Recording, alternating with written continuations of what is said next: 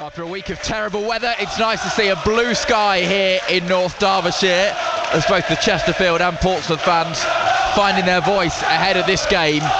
It is non-league against the top of League One, but Chesterfield don't feel like a non-league club. They don't have non-league facilities, and perhaps crucially, they are not playing like a non-league side at the moment. But Paul Cook has made 5 changes from the side that beat Kidderminster last week. Portsmouth themselves going full strength, and Guy Whittingham, John Messino making it pretty clear, 1, what he wants to achieve, and 2, how much he respects the opponents by going with that full strength 11. Yeah, I think I probably think the players would have expected that as well. First game in the Cup against a team that we've already said are going well and don't really need to be in this. It's not non-league, is it? They're not part-timers. Let's make that straight. They're full-time and they're a very good side and more than likely going to get promoted this season. So, yeah, he's right to go full strength to try and get to where they did last year and put themselves in a position where the players and the supporters can have a hope and dream that they reach that point of having a big club. Players making their way out onto the pitch here at Fratton Park, at the SMH Group Stadium. It feels as loud at Fratton Park as where we're sat. Chesterfield in their traditional blue, Pompey in their 125th anniversary kit. Let me give you the 2 lineups.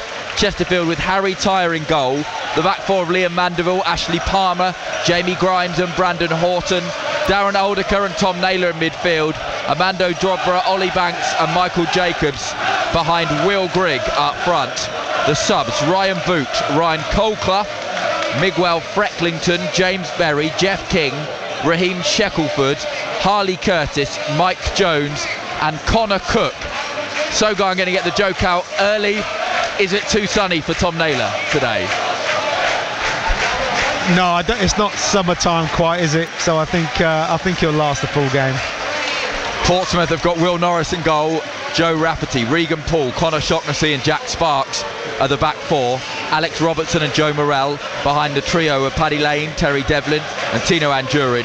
Colby Bishop is the lone striker. The subs 9, remember, in this competition: Zach Swanson, Riley Towler, Gavin White, Ben Stevenson, Christian Sadie, Cassini Yengi, Sean Raggett, Abu Kamara and Ryan Schofield. So it is the 18 that went to Reading, plus Riley Towler and Ben Stevenson on the bench. We've even seen Denver Hume here today as the 21st man, as the mascots are having their photo taken down on the centre spot.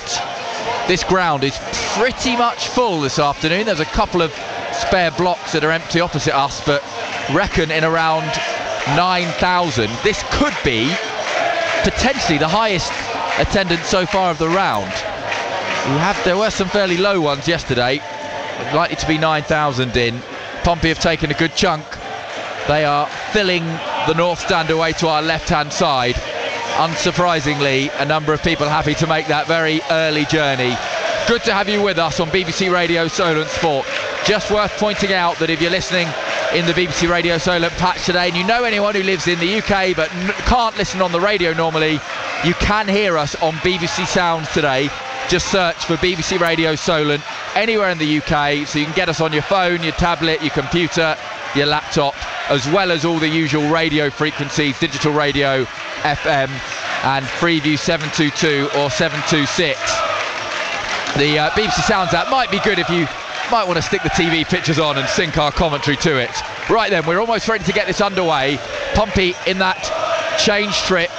That is peach shirts with red sleeves, white shorts and black socks. They'll go from right to left in this first half. Chesterfield blue shirts, white shorts, blue socks. They go from right to left. We are level with the penalty area in front of the goal that Will Norris is defending. So we're right down at one end. Referee is Will Finney from Luton. Guy, he enjoys being in the middle and he likes to contribute to the game in a positive way. Last Pompey game he took charge of was a 2-1 win at Wigan back in September. He has taken charge of Pompey in the FA Cup before against non-league opponents. That was against Kings Lynn Town back in the COVID season when Pompey won 6-1.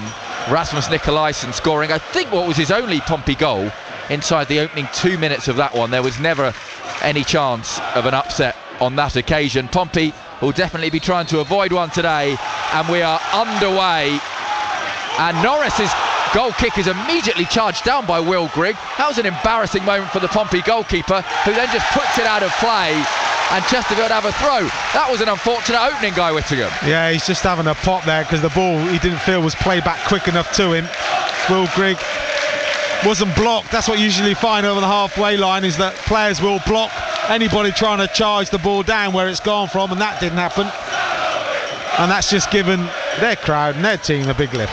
Now here's Chesterfield just outside the penalty area. Jacobs looking in the box, trying to find Grigg, and he can't. Jacobs has come in. It looks like he's on the right wing rather than his usual preferred left wing. There's two balls on the pitch, and Portsmouth are happy 45 seconds in to have a goal kick, just able to slow things down after a very manic opening.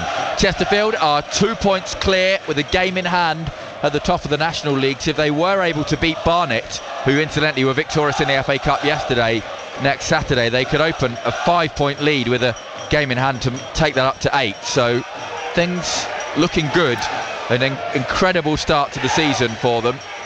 We've got the vocal Chesterfield fans just away to our left, right near the Pompey, and they're probably quite glad to have a full away end. You don't get that very often in the National League. Flick on by Devlin. Robertson and Lane waited and left it for each other, and Chesterfield play it forward. Header for Regan Poole at the back. Morrell, the Pompey captain, flicks it on, and then Poole tried to stab the ball with his right foot, didn't get it right, but Rafferty can pick it up loose for Pompey, deep inside his own half. That's charged down, and the home fans, unsurprisingly, enjoying how up for it their team are, as immediately Ollie Banks wants to change his boots as he walks around with his sock. He's not happy, and now he hops to the sideline, and the referee says you can go change your boots, but you can do it off the pitch, we're not waiting. Well, it's the right decision, isn't it? Not a great sign if you need to change your boots inside 2 minutes. And he's thrown his right one down to the ground, and now he's taking his left one off, and he's hoping someone's going to bring him another pair while Pompey go on, and the ball is at Will Norris's feet, 0-0. I don't expect Paul Cook to be very happy if Chesterfield conceded at this moment in time. Here's Rafferty. That's not a great touch on the right, but he gets it back to Regan Poole, and Pompey can play it up to halfway to Devlin. Controls it pretty much with his stomach, lays it off to Robertson. Nice couple of passes to Morrell, and then back to Shaughnessy, and Pompey do get the ball under control probably for the first time. And Sparks swings it over halfway on the left-hand side. Looking back to the Pompey captain Morrell, who we heard from in full before the game on BBC Radio Solent. Here's Rafferty on the right-hand side. Paul Cook is very much having his say to the fourth official and Banks, and the fourth official is right to say Banks can't come on when the ball is near him. He has to wait for it to go to the other side. Here's Shaughnessy to bring it over halfway. Sparks now for Pompey, 40 yards out on the left. Thought about crossing, opted to cut back, and comes back to Morrell. Pompey inside Chesterfield territory. They go back to halfway for Regan Poole, who comes short to Rafferty, and then Poole has got two Chesterfield players on him, so goes back to Norris. Touch taken, and then the Pompey goalkeeper with his left foot finds Lane. Flicks head on looking for Devlin. Devlin back to Lane. Pompey on the right on halfway. Rafferty down to Lane. What can he do here? Did that go out of play? No. And Chesterfield stopped, and it's a good run from Lane. And here's Andurin in the penalty area for Portsmouth. Being forced wide. Goes to Devlin. Lays it back to the edge of the box. Shooting chance! Over the bar, and a corner kick. Good play from Pompey. Yeah, deflection it took. That's really good play by Portsmouth. We said before, they're comfortable, keep possession, aren't they? Just keep moving the ball around, drag the opposition around, wait for the opportunity. It was Andurin that made that run inside, and that's what keeping the ball allows you to do. You're not just shifting the opposition around, you're allowing your players to see where the ball's going, anticipate where they might be able to get on the ball and move there. 0-0, Pompey corner. Whipped in from the left-hand side. Chesterfield win the first header. Sparks from the edge of the box. Hits it with his left foot over the bar. Goal kick. Yeah, just didn't quite get over the top of the ball, did he, for the half volley? Can see why he wanted to hit that. We know what a good left foot he does have. Pompey, of course, 3 points clear at the top of League One. No League One matches taking place this weekend. Goal kick which Harry Tyre, the Chesterfield goalkeeper, is going to take. He was substitute goalkeeper last week and has been for the past month or so. Ryan Boot been starting the league, but a change from Cook's side today. Sparks' left foot is a bit hurried on that occasion and puts it straight out for a Chesterfield throw on the left 40 yards out. And Brandon Horton will trot forward to take it. Signed from Doncaster back in 2022. He's got the short option in Dobra.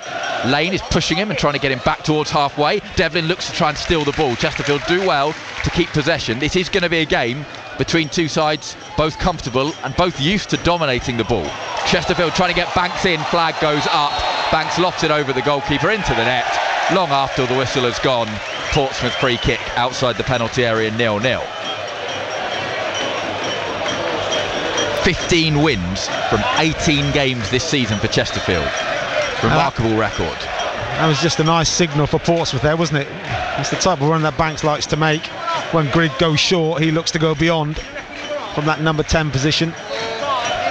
Didn't get it right on that occasion though, as Norris goes long, battling to win. That was Bishop, and Pompey trying to turn it round the corner to find Bishop outside the box. Can't do so. Rafferty misses a header on halfway, and Paul will send it back towards the Chesterfield penalty area, where a header is won by Jamie Grimes, the Chesterfield captain. And now there's a bit of space on the right hand side for Chesterfield to bring the ball up over halfway. Mandeville, another player with plenty of Football League experience. Here's Tom Naylor going back inside his own half to Ashley Palmer, and Chesterfield have gone back to their goalkeeper Tyre, and they try and build something. 0-0 is the score on BBC Radio Solent Sport, and Regan Poole has got this one covered, and Grigg was offside. The flag does eventually go up, and it's a Pompey free kick. Here's Robertson, takes it short to Shaughnessy. Sparks out on the left-hand side. Pompey trying to go down the touchline, and Duran hasn't quite made the run, and Mandeville's there to find Michael Jacobs, who's got the ball and looks to try and play it in. I think Grigg is onside on this occasion, and he's got there ahead of Regan Poole initially. Oh, and then he showed good strength to hold Poole off. The chance for Chesterfield, saved by Norris. Grigg outmuscling Poole, who's then down, holding his right knee, and that's a worrying sign for Portsmouth, because Poole has been such a key player this season, and he's in quite a lot of discomfort, Regan Poole. Yeah, he doesn't go down for nothing, does he, Regan Poole? Well, I don't think we've ever seen him go down before. He's slapping the turf in frustration. Quite surprised he didn't, get in front of Grigg for that one originally. Me too. 0-0. Grigg out muscling him, and Poole is lying on the ground in quite a lot of discomfort. It's his left knee, and Steve Hard, the physio, is on, so there's a bit of a stoppage in play, and everyone comes over for a drink, and Sean Raggett heads out of the dugout with Riley Towler, and they both go to warm up, and Raggett might be needed in the early stages of this game. Chesterfield 0, Portsmouth 0. The home side have started pretty brightly. All of the home fans to our left stood up. Well, both teams have started brightly, really. Portsmouth had 2 shots already, and then Chesterfield having one. Pompey should say their 26-game league unbeaten run moves them into the top 10 of unbeaten runs in history in the 2nd, 3rd and 4th tiers of English football. That's just the kind of run they're on. Steve Hard is working Regan Poole's knee. No signal yet from the bench. Leg being stretched out. There's no immediate hurry to the 2 centre-halves warming up, is there really? They just, watching events, just stood still doing a bit of stretching down in front of us. Riley Towler's getting a bit of stick from the fans and finding it quite amusing from the Chesterfield fans. And Raggett is called back. They've obviously got word through, and that is going to be Regan Poole's day over, I think, and this is in some ways more worrying than any result. Raggett's being told to get ready. Poole is sat up now. Is Raggett being told to get ready as a precaution? As Gary Roberts, the former Pompey forward, comes out of the dugout, now a first team coach for Paul Cook. Poole is struggling to put weight on that left knee. He really is hobbling. Is it just a contact where it's very painful? Well, the change is coming, and this is worrying for Portsmouth. He's in a lot of pain, Regan Poole, trying to walk off.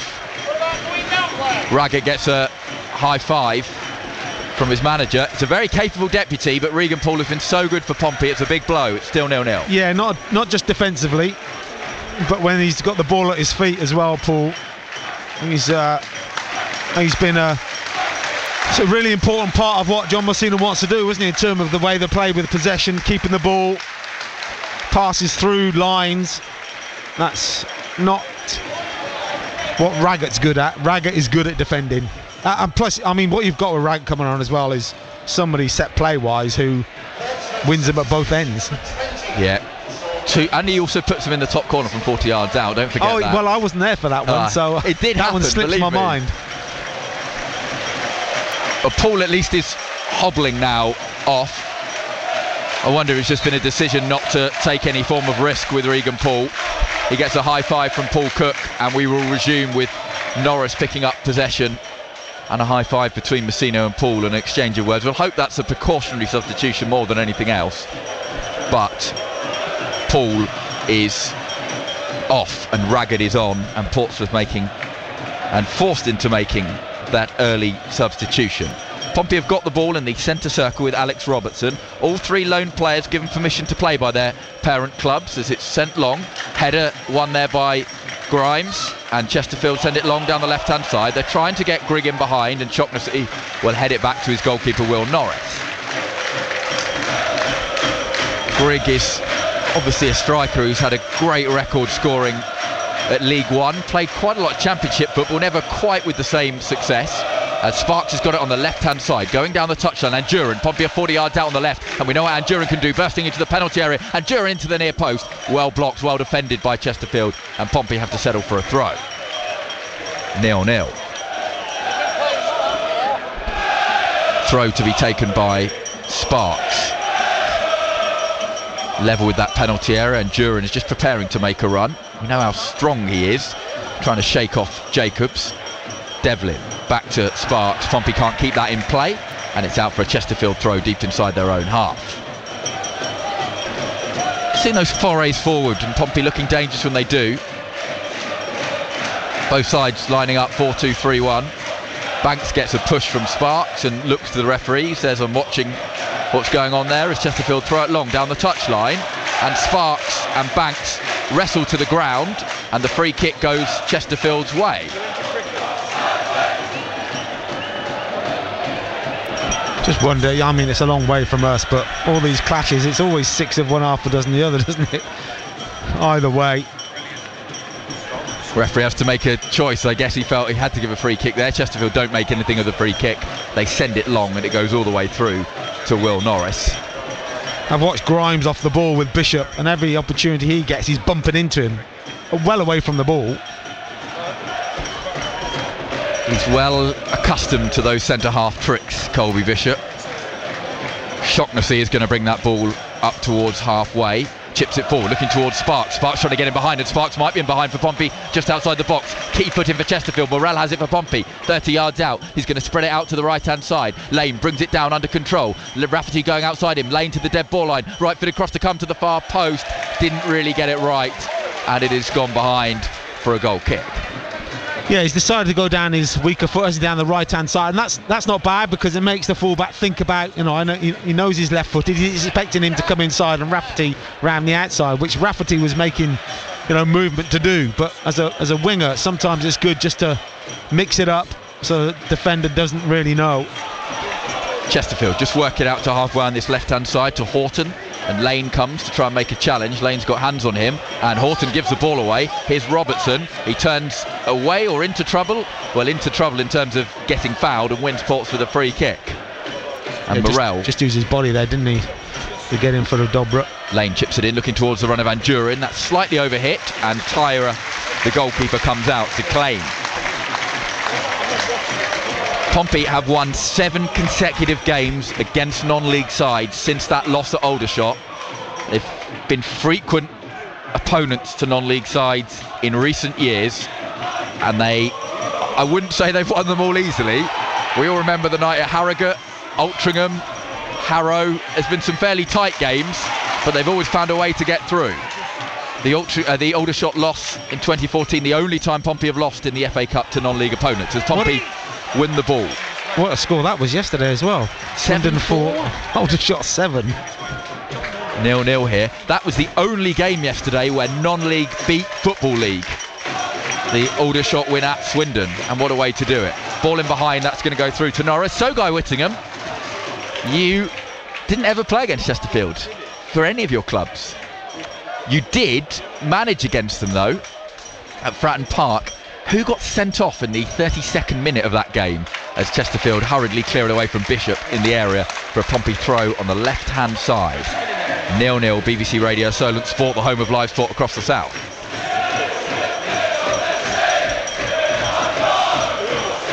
He was very angry from not getting a penalty and was sent off minutes later. Throw to Bishop outside the penalty area. Morel, 40 yards out, dives in between a couple of challenges. Nice run from Morel, tries to beat another, goes to ground, doesn't get a free kick, and is a little surprised when he looks round to see no decision going his way. Rafferty down the left to Lane, and Lane cuts in field. Robertson makes a run, and Lane plays a slightly risky pass across the back line, but finds Shaughnessy, and Shaughnessy comes forward. Pompey on the left, 40 yards out, Sparks, and Duran is in field.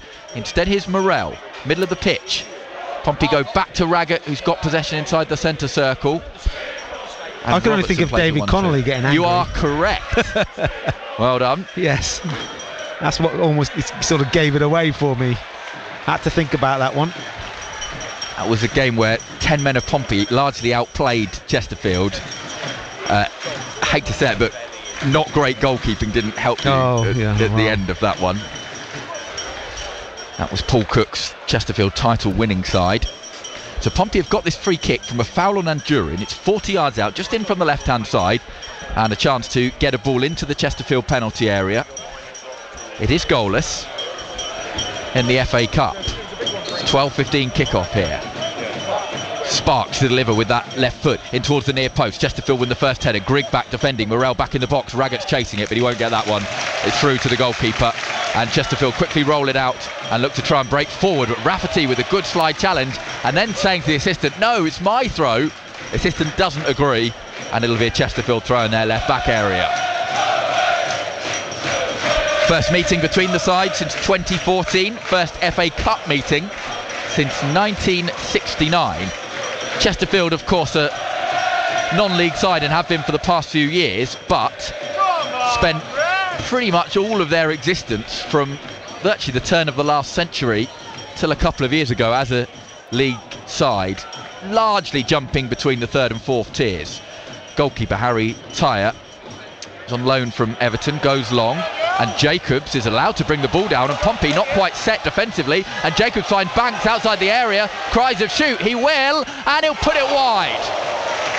Pompey a bit of a mess at the back, 0-0. Yeah, the problem you've got is Andurin down that left-hand side, doesn't it? When you've got the ball, he's floating all around the place. When you break down, Chesterfield are seeing that. No, he's not there as backup for Sparks. Sparks didn't want to go and attack that ball there, he let it run. You're going to get two players on the ball. Jacobs ending up, we know Jacobs is a decent player on the ball. He can create opportunities. Banks, thankfully, just placed that one a bit too wide. Norris for Pompey sends one straight into the Portsmouth dugout. Wherever he was aiming, he's missed it by 10 yards there. Well, I was going to say it's quite a cold day, but Gary Roberts is down in shorts in the technical area. Paul Cook's dressed a bit smarter than I remember him usually. Still got the cup of tea in his hand, though. He's still got the cup of tea in his hand. I reckon he'd like that to be not a cup of tea, but another form of beverage in his hand, maybe. Chesterfield moving over to the right-hand side, 40 yards out, loads of blue shirts forward if they can get a ball into the box. Mandeville slowed down, and Andurin this time does his defensive duties and tries to win the ball off him, can't quite. Chesterfield will just force it forward, and Shaughnessy brings it down just outside the box. Good defending, and his left-footed ball forward though is not the best, and Jacobs and Naylor combine, the ex-Pompey players, and then Chesterfield win a free kick on halfway on the far side, the right, 0-0. As Chesterfield will just take that short for Jacobs, goes back to Jamie Grimes, the player who joined in 2021 from Hereford. That's poor from Chesterfield. They give the ball away, and Lane has it for Pompey, and he's got a bit of space. He opts to turn back and find Rafferty. Here's Robertson on halfway for Pompey, just trying to step away from a challenge coming in. I like the way Robertson sped that up then. Rafferty intercepted. Robertson noticing Lane was away. Would like to have Lane just gone, kept going forward there instead of coming back. He'd exposed them. Cries of handball are ignored, and Pompey come forward with Lane. Lane cuts in off that right-hand side, still going Lane. Wins a free kick for Portsmouth, 40 yards out for a foul by Naylor, and Naylor does not agree with that decision. Yeah, I think it was Grimes really that nudged Paddy Lane into Naylor, which was where the clash came. Centre-half's trot forward is very centrally placed, so not the best angle to get a ball into the box. Chesterfield 0, Portsmouth 0 in the FA Cup. Robertson to deliver this one into the Chesterfield penalty area. Lane's an option on the right if he wants to go there. He's coming in. Robertson into the box. Raggett's header across the face of goal. Bishop can't get there, and the goalkeeper picks it up. Yeah, Naylor that time, I think it was, had hold of Bishop's shirt. Naylor, of course, played with John Messino in the Burton team that reached the Championship, and as Messino said, probably the real great achievement of that team was staying up in that first season, as Will Grigg is not going to get a free run against Sean Raggett, and he doesn't, and the ball goes through to Norris. Chesterfield have won 8 of their past 9 first round FA Cup ties. Rafferty forward, finds Lane on halfway. What can Pompey make of this? Here's Bishop to Morrell. Pompey moving it nicely over halfway, looking for Sparks. That's a lovely ball from Morrell. Sparks grabs it in stride, cross into the middle, and it's just beyond Bishop. Lane tries to stab it back, gets it all wrong, onto the roof of the goal. 0-0, goal kick Chesterfield. Yeah, there's quality in that move, isn't there? That ball from Morrell right into the path of Sparks as he's striding down that left-hand side, and his cross nice and early, but maybe just the pace of the attack didn't allow Pompey players to get up to where that cross was coming in from. It looked a decent cross, just too far in front of Bishop. I must say those attacks are not the easiest to see, because we are level with the other penalty area here. As Shaughnessy has got it and moves it to Sparks. Pompey with the ball inside their own half. Morrell, we heard what the captaincy meant to him before the game, as Anduran goes back to Morrell, who's watching Merthyr Town play away at AFC Totton in midweek in the FA Trophy. He's the shareholder in Merthyr Town, as anyone can be for a fairly small amount of money. As Rafferty finds space on the right, bringing it forward for Pompey, 40 yards out the right back to Anduran outside the box. Anduran looks for Lane, chance for Pompey across goal, can't find Bishop on this occasion, cleared away by Chesterfield. Robertson can find some good positions, can't he? Here's Robertson outside the box. What can Robertson do here? Trying to turn into Naylor, and the referee says no free kick. Robertson's not happy with it, and then Anduran commits a foul, and Chesterfield have got a free kick. He bought that so well then, didn't he, Dobra? That's embarrassing from the referee. He's going down before he's even got past him. Remember, yellow cards in this competition don't count for the league, so a Morrell yellow card today does not mean a suspension for the next league game. Just feel with Anduran, it is a little bit of a gamble defensively, but there is a big upside to the attacking game he brings. Yeah, I just wonder if, are you better off with someone else on that left-hand side and Anduran in the middle, where, he won't expend as much energy. Morrell looking back for Anduran, and that's great skill to retrieve the ball, and a nice run forward from Anduran, and he finds Bishop, and Pompey are motoring forward here, and Lane's on the right corner of the penalty area. What can he make to the dead ball line again? And he takes a shot, and it's a good save at the near post by Tyra. Another Pompey corner, 0-0.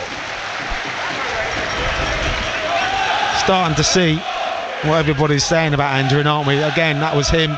Pace, as soon as he gets on the ball, injects it. Technique as well, though. Yeah, I mean, that ball wasn't easy to take in his stride.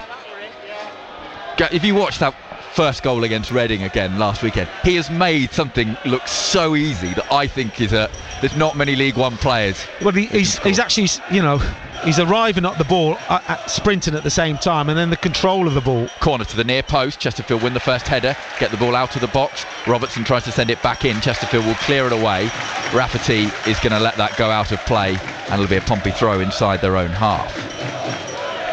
As well as every Pompey game live home and away on BBC Radio Solent, we also bring you the latest news and views from the club. You get Moon's Musings, every Wednesday on BBC Sounds. Just search for Portsmouth on the BBC Sounds app to download and listen. There's also my bi-weekly column on the BBC Sport website, including this week's one on Paul Cook and his time at Portsmouth. All of our pre- and post-match interviews go up on BBC Sounds as well, and you can find links to them on our Twitter site. Go to Solent Sport. As Pompey throw that down the line, Bishop finds himself on the right wing. Plenty of peach shirts forward for Portsmouth.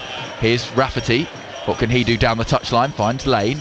Lane trying to turn away from trouble, wins a throw 40 yards out on that right, which Rafferty is going to take. Bishop heading towards the penalty area, and Rafferty taking his time and then looks for Bishop. Brings it down, challenge comes in, ball goes out. Another Pompey throw. Rafferty to take another throw for Portsmouth, who are enjoying good spells in the Chesterfield half, but that's not a good throw from Rafferty. It goes straight through to the goalkeeper, and Tyre rolls it out and finds Ash Palmer, who spent most of his career as a non-league player. He's probably one of the few players in this side with limited first team experience, and Tyra's ball goes over the left back's head out for a Pompey throw, and Paul Cook throws his hands in the air like a frustrated teenager and is not happy with what he saw, and then just gives what I would describe the gesture of just hit it long. Chesterfield win the ball back. I think it's more get it up the pitch. And they're trying to come forward, and they look for Grigg down the line. Grigg had come near, so easy for Raggett to get that ball back to Norris, and Norris takes a touch to Morel and back to Raggett. Chesterfield trying to close down, and Banks is left on his backside by some good skill from Raggett. Naylor gets a foot in, and Chesterfield get it back to their goalkeeper. Raggett did well initially, and then just tried to find that ball in between lines and got intercepted by Naylor, who read it. 0-0 the score. BBC Radio, Solent Sport and Express FM. Tyra, who's all in green, the goalkeeper, sends a lofted one. Banks the target, doesn't beat Rafferty to the ball. Raggett to the ball, I should say. Rafferty now has the ball and plays it forward for Pompey. Devlin's picked up a nice area and finds Robertson, who is fouled by Banks. Free kick. Again, that one bought. Yeah. Sees a man coming, just feels a touch and goes down. Rafferty is going to take a free kick, and Durin makes a move, and the crossfield ball from Rafferty finds Sparks over on the left hand side. Sparks with not a lot in front of him, so goes back to Morel. Pompey are 40 yards out with Durin, who skips past one second challenge. He falls to the ground under the second challenge and wins a free kick for Portsmouth. Robertson went to take it, but it would have been from the wrong spot, so the referee Will Finney says no, back over here. The lineups are interesting, aren't they? The way the game's being played by both teams, playing that 4-2-3-1. So, you know, that one, can he, that's that number 10 position at the point of the midfield going up, can they find that space? Here's Lane on the right wing for Pompey. 0-0 is the score. Looks for a crossfield ball, finds Sparks, just trying to cushion that infield to Devlin. Naylor got there and then was fouled by Devlin, and Chesterfield get themselves a free kick, and Devlin's not very happy. Last day of his teenage years today, Terry Devlin. Turns 20 tomorrow. Yeah, well, that's something we haven't mentioned really, that the ages of the Portsmouth players for a while, is it? Considering, you know, top of the league. Some youngsters in there. Robertson, what's he? I think Robertson 20. Yeah, 20. Angerin 20, I think. I think Kamara might still be 19. There is some youthfulness of this Pompey lineup as Chesterfield again get the ball out to the right hand side. Here's Jacobs, a good attacking position, chance to get across in the box. Fakes away from Anjurin, then goes back to Naylor to Mandeville, level with the penalty on the right. Chesterfield pushing, can they get the ball into the box right? Trying to go around the outside of Sparks, who does well to fight back and block that one and ensure it goes out for a throw, not a corner. 0-0.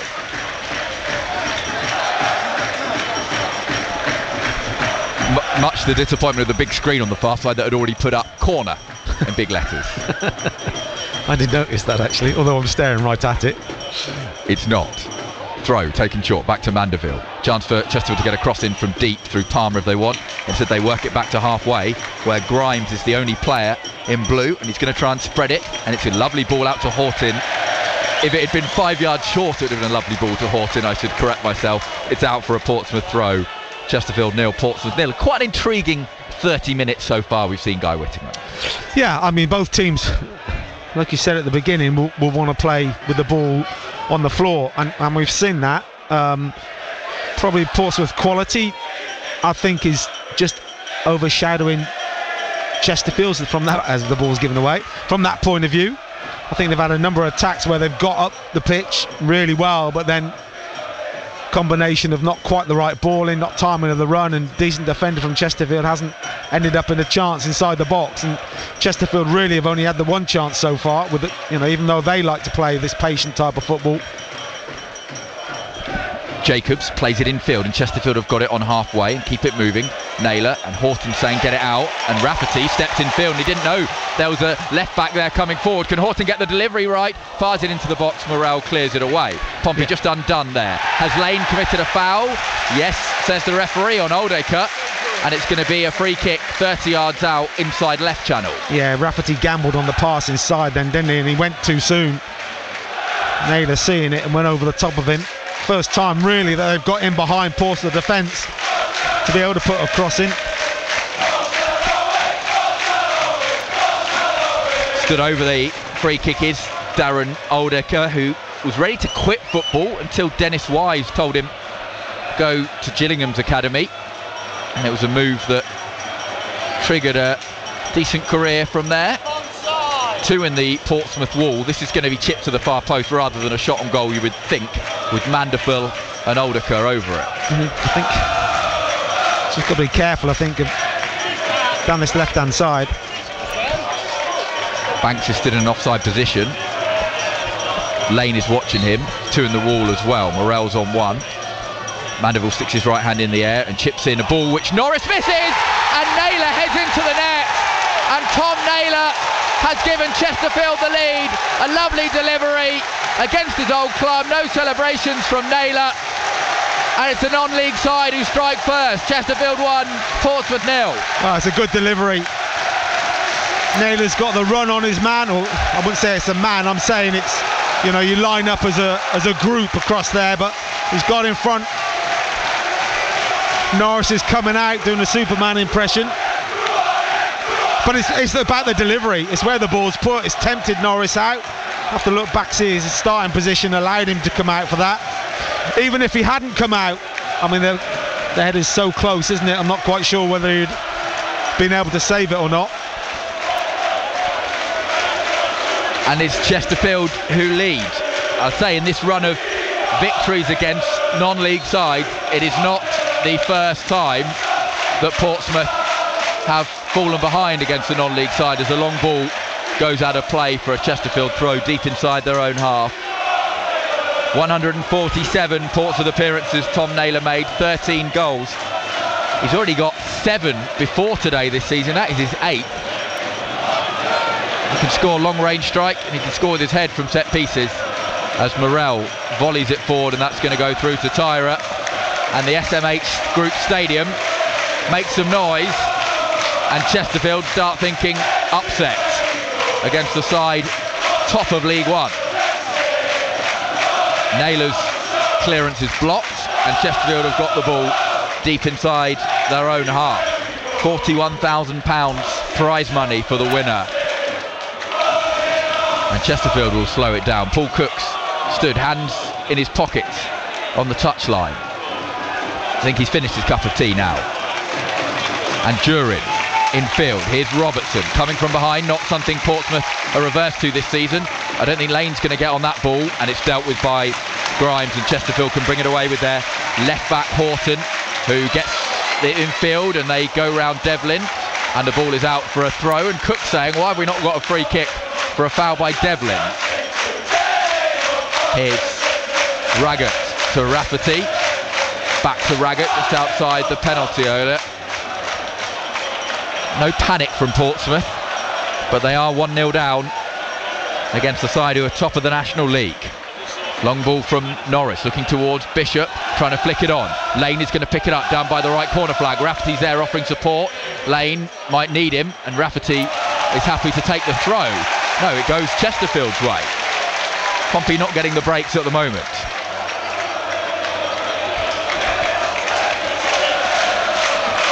Just say, if you're listening and still thinking of something to do this afternoon, Portsmouth women at home to MK Dons at 2 o'clock at Westleigh Park. Take your radio or even your phone to listen on BBC Sounds with you and go along and support Pompey women this afternoon as the ball goes out of play and Rafferty is calling for another ball, and Pompey got to throw 40 yards out on the right. Haven't been able to take advantage of their attacking position so far.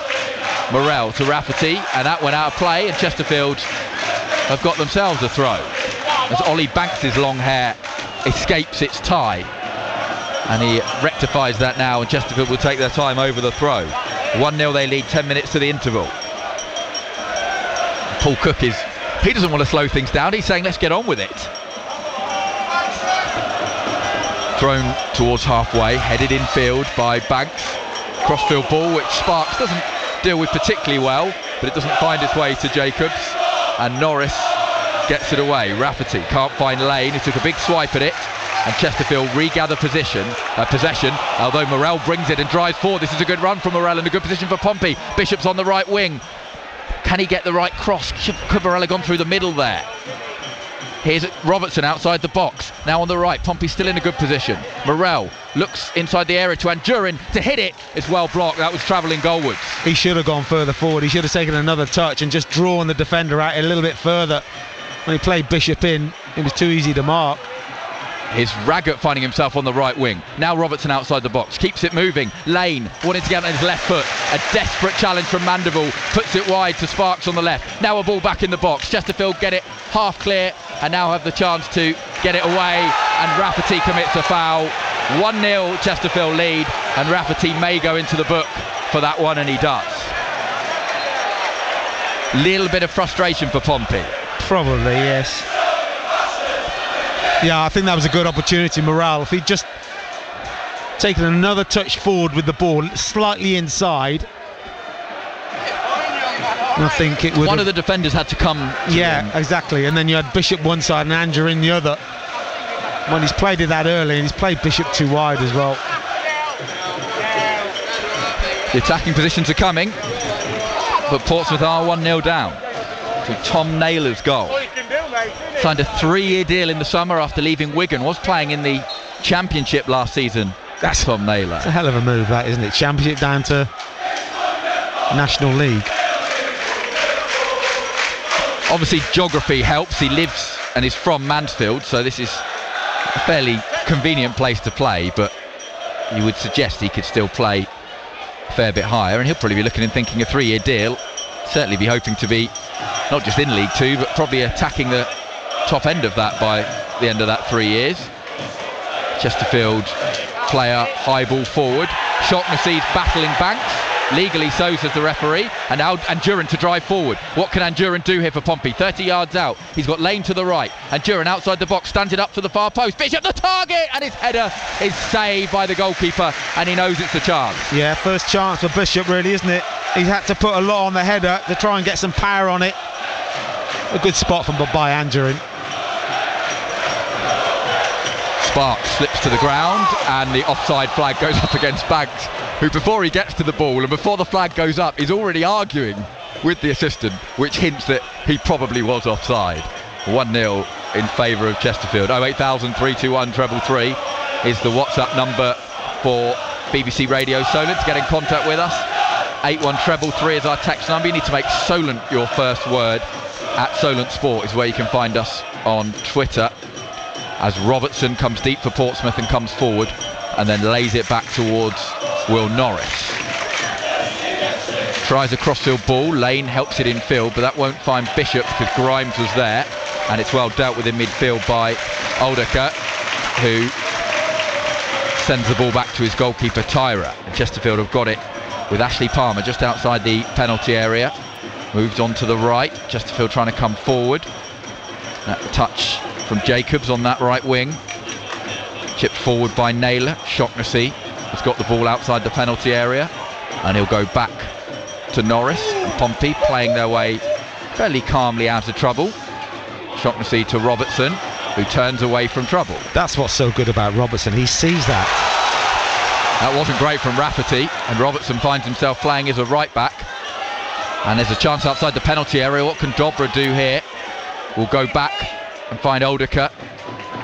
And Naylor keeps the ball moving to Mandeville. Chesterfield in a decent attacking position on the right side, level with the penalty area. Two in the middle in Banks and Griggs, but they make a mess on the right and the ball goes out. Pompey throw. It's Chesterfield who lead by a goal to nil. I was saying about Robertson, he turned out of that so well, but then unfortunately crossfield pass got cut out. Sparks to take a throw deep inside his own half. Flicked on by Morel, and Duran for once doesn't control it. Chesterfield have got possession. Mandeville chipping it down the right, looking for Grigg. Shocknessy is there, heads that straight to Banks. Chesterfield have got it on the right wing, and Banks is trying to go around the outside of Morel. He does get the ball, and Raggett makes a mess of his clearance, and that is behind for a Chesterfield corner kick.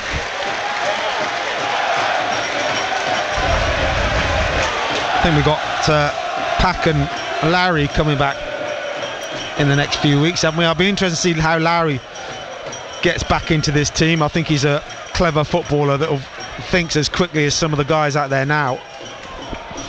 Those are players probably to come back after the international break. Definitely Pack then, maybe a little longer for Larry, could be then. It's a floated corner to the far post by Chesterfield, and Anduran heads it out of the box, and then Anduran goes to chase it as Horton goes down the left side. Here's Jacobs up against Lane. Jacobs, lovely cross, and Shocknessy heads it half away, and Duran's gone down holding his left hamstring. That's not good. Chesterfield have got it, and they send across to the far post. This is dangerous. It's loose in the penalty area. It should be cleared. It's not. Chop comes in, deflected into the arms of Norris, and Anduran is sat down and he's on the turf. He's looking gutted. And you'd say this is just what he's been desperate to avoid, Anduran. He's holding his left hamstring, and you'd have to say that looks like another injury blow for Portsmouth, and that his day is certainly over, and he's looked so sharp going forward as well. He has, yeah. And we're just saying he's starting to look sharp, and he's holding the hamstring, isn't it? That's what he's holding. The only hope is that it's one of the very minor ones, and it might only be a couple of weeks. Well, I mean, he's been going in the game, what is it, 30 minutes, 39? 42. 42 minutes. So it's not as if it's because it's cold. No, change is the sign. Change coming. 1-0 to Chesterfield, and the second Portsmouth player being forced off injured. And again, tactically that makes life difficult for Messino, because he could make a change at half time, but he might have three options off the bench left in terms of substitutions. But he's only got 1 point during a match in which he can make them from then on. My guess, Kamara. We see White could come on. White is another option. It's just not going Pompey's way. He's opening 43 minutes at the SMH Group Stadium. He looks devastated, doesn't he, Anduran? It's really tough. Steve Hard, the physio, is lifting him off the ground. It did seem that Portsmouth were managing him well, didn't it? Because it got to, he was doing 60 minutes now. He's in quite a lot of pain. Anduran is going to be applauded off.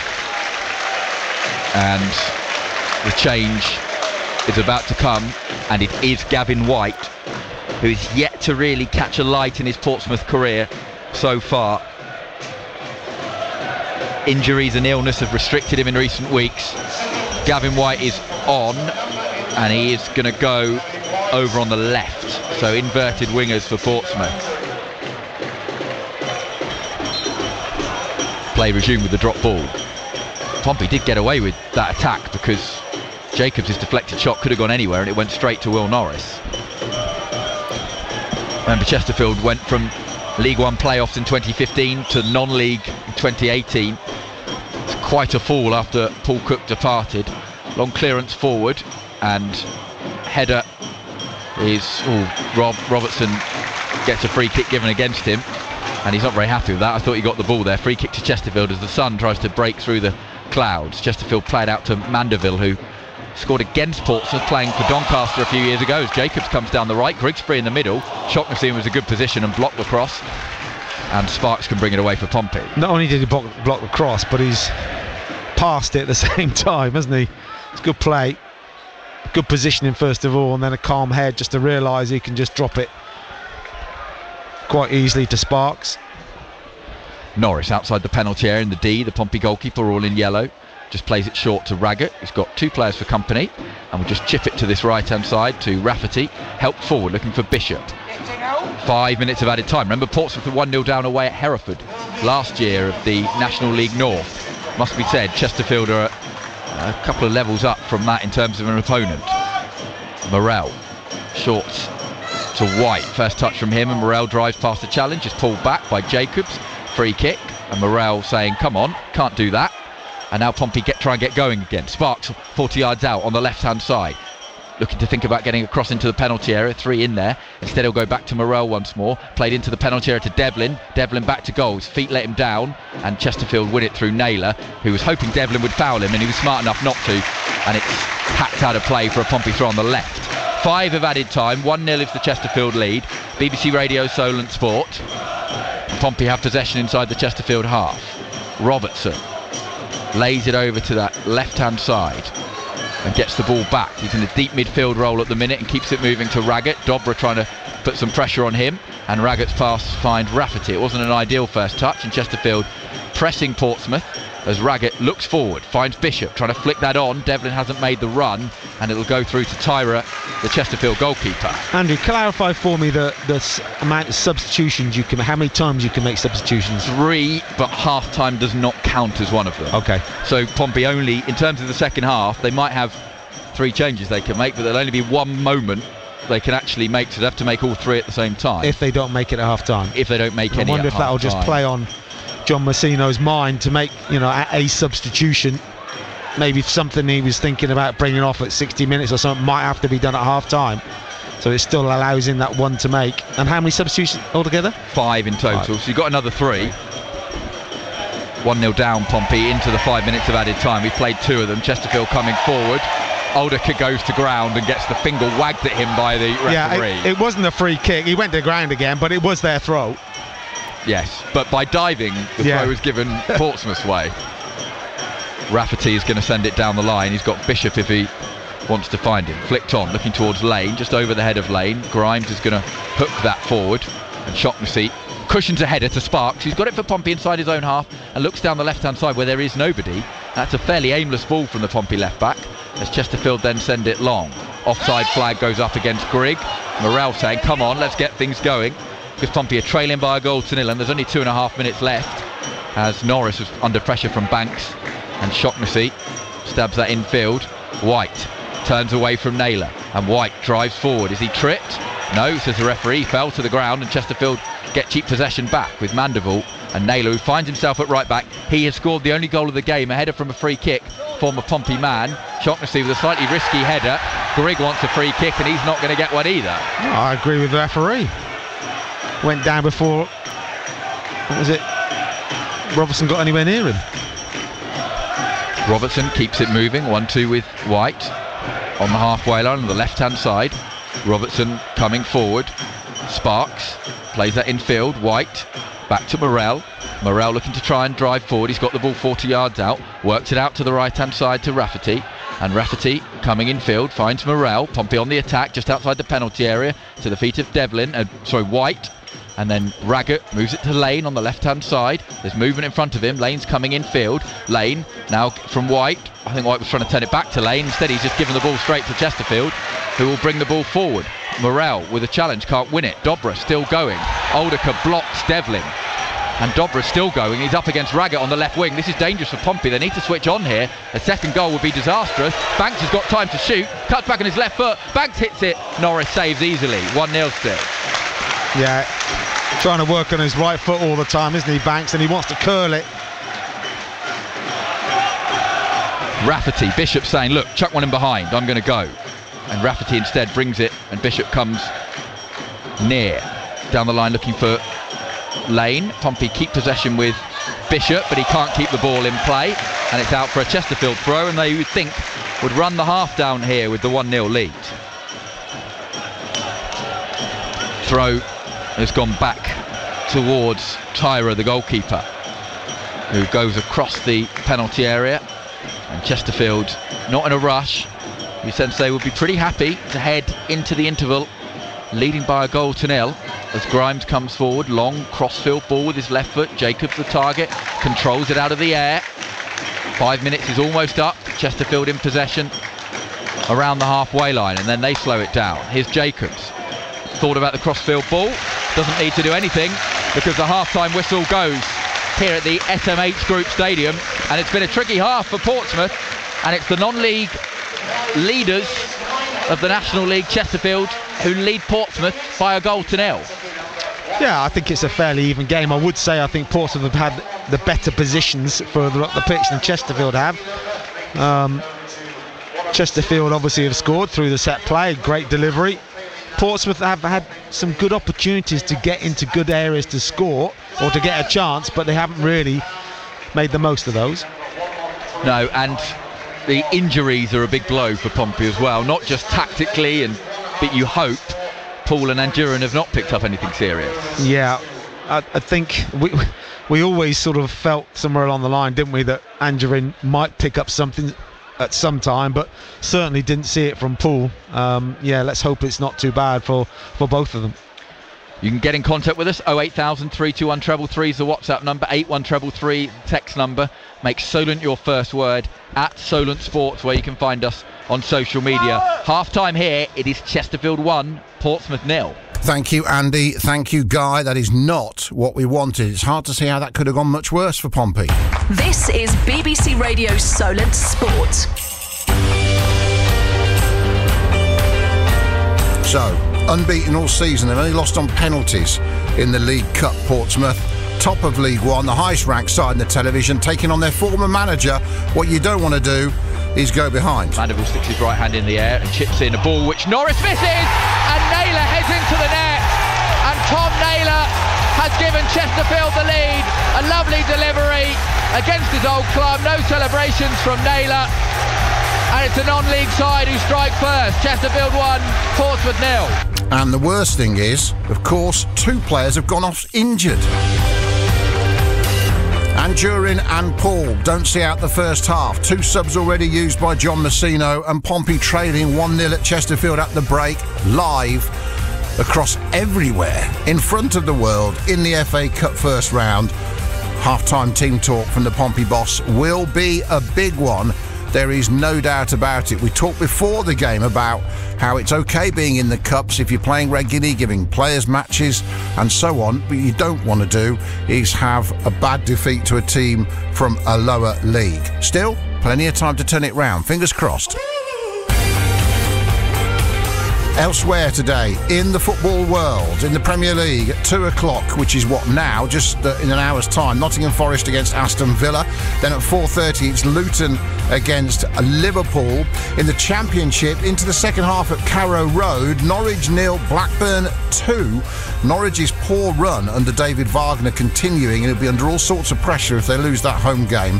Elsewhere in the FA Cup, at 2 o'clock, it's Kidderminster against Fleetwood, Slough against Grimsby, Crewe against Derby's 2:45, and the 5:31 is Charlton Athletic against the Cray Valley Paper Mills. In the Women's Super League, Arsenal are up against Manchester City. In the Women's Championship, Sunderland are up at Durham at half-time. In the local derby there, Durham women against Sunderland women. Southampton FC women get underway at 2 o'clock at home to Sheffield United's women at St Mary's. Pompey women are in action this afternoon as well. They'll play at 2 o'clock at Wesley Park, and they've been in great form early this season with their added investment, of course. So get down there if you want to see them play. I think it's MK Dons. They're looking for a league double. And don't forget, if you're in the Bournemouth area, of course, or in Dorset or anywhere near the Forest, and you want to go and see Bournemouth's women play at the Vitality Stadium, you won't be on your own. Over 6,000 tickets sold for that game, which is in the National League South West. And they're playing Portishead, who, of course, not the band, but the place near Bristol. So all that to come. And, well, we've got to get Pompey turned around in the second half, haven't we? BBC Radio Solent Sport. Late Night Becky. I Becky want late nights, 10 till 1 in the morning. We won £255,000 on the Thunderball. Oh my goodness me. I thought that he was unobtainable. I didn't think for 1 minute that he would look at me. I reckon your rap name should change to Mr. Groundhog Day. Late Night Becky. I'm married. I have one child who is 26 and he's the light of my life. No secrets. You've got to be open. I think you've got to give of yourself when you're on air. You've got to be authentic. Late Night Becky. Tonight from 10. BBC Radio Solent. Adam Blackmore. BBC Radio Solent Sport.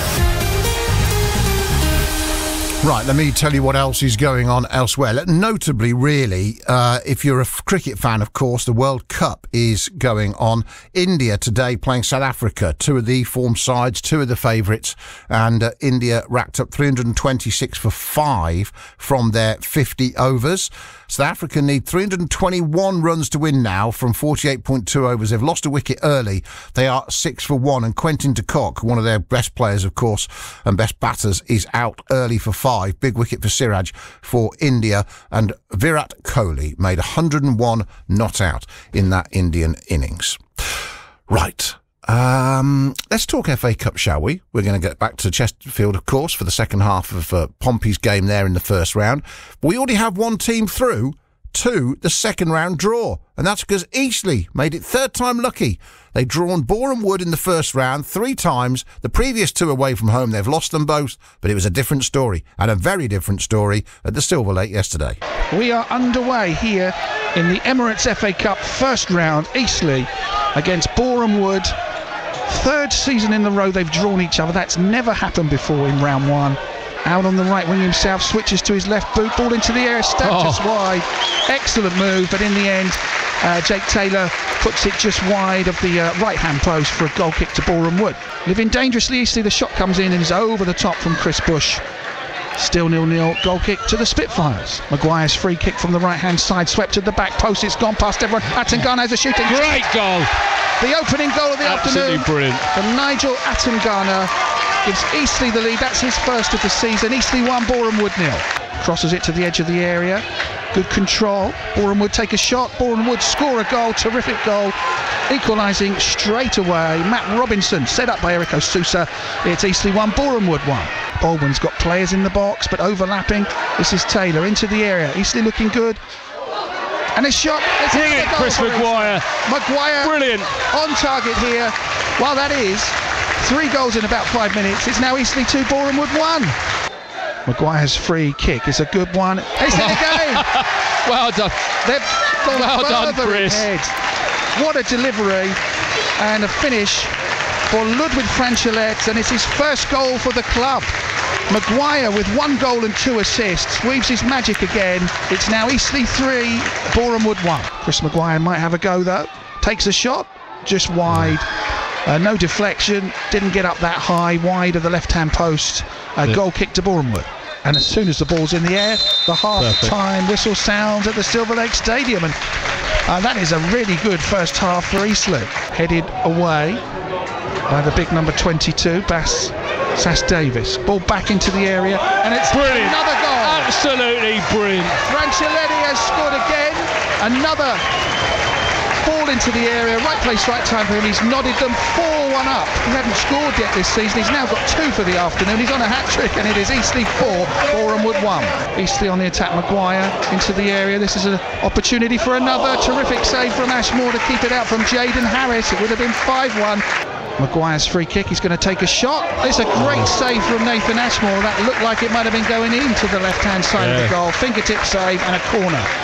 Into the air, this is a flick header down, good save. Great hand, Joe.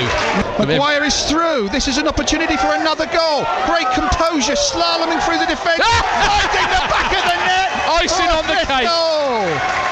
What a performance from him. That's his second goal of the evening. Eastleigh 5, Boreham Wood 1. Take a bow, Chris Maguire.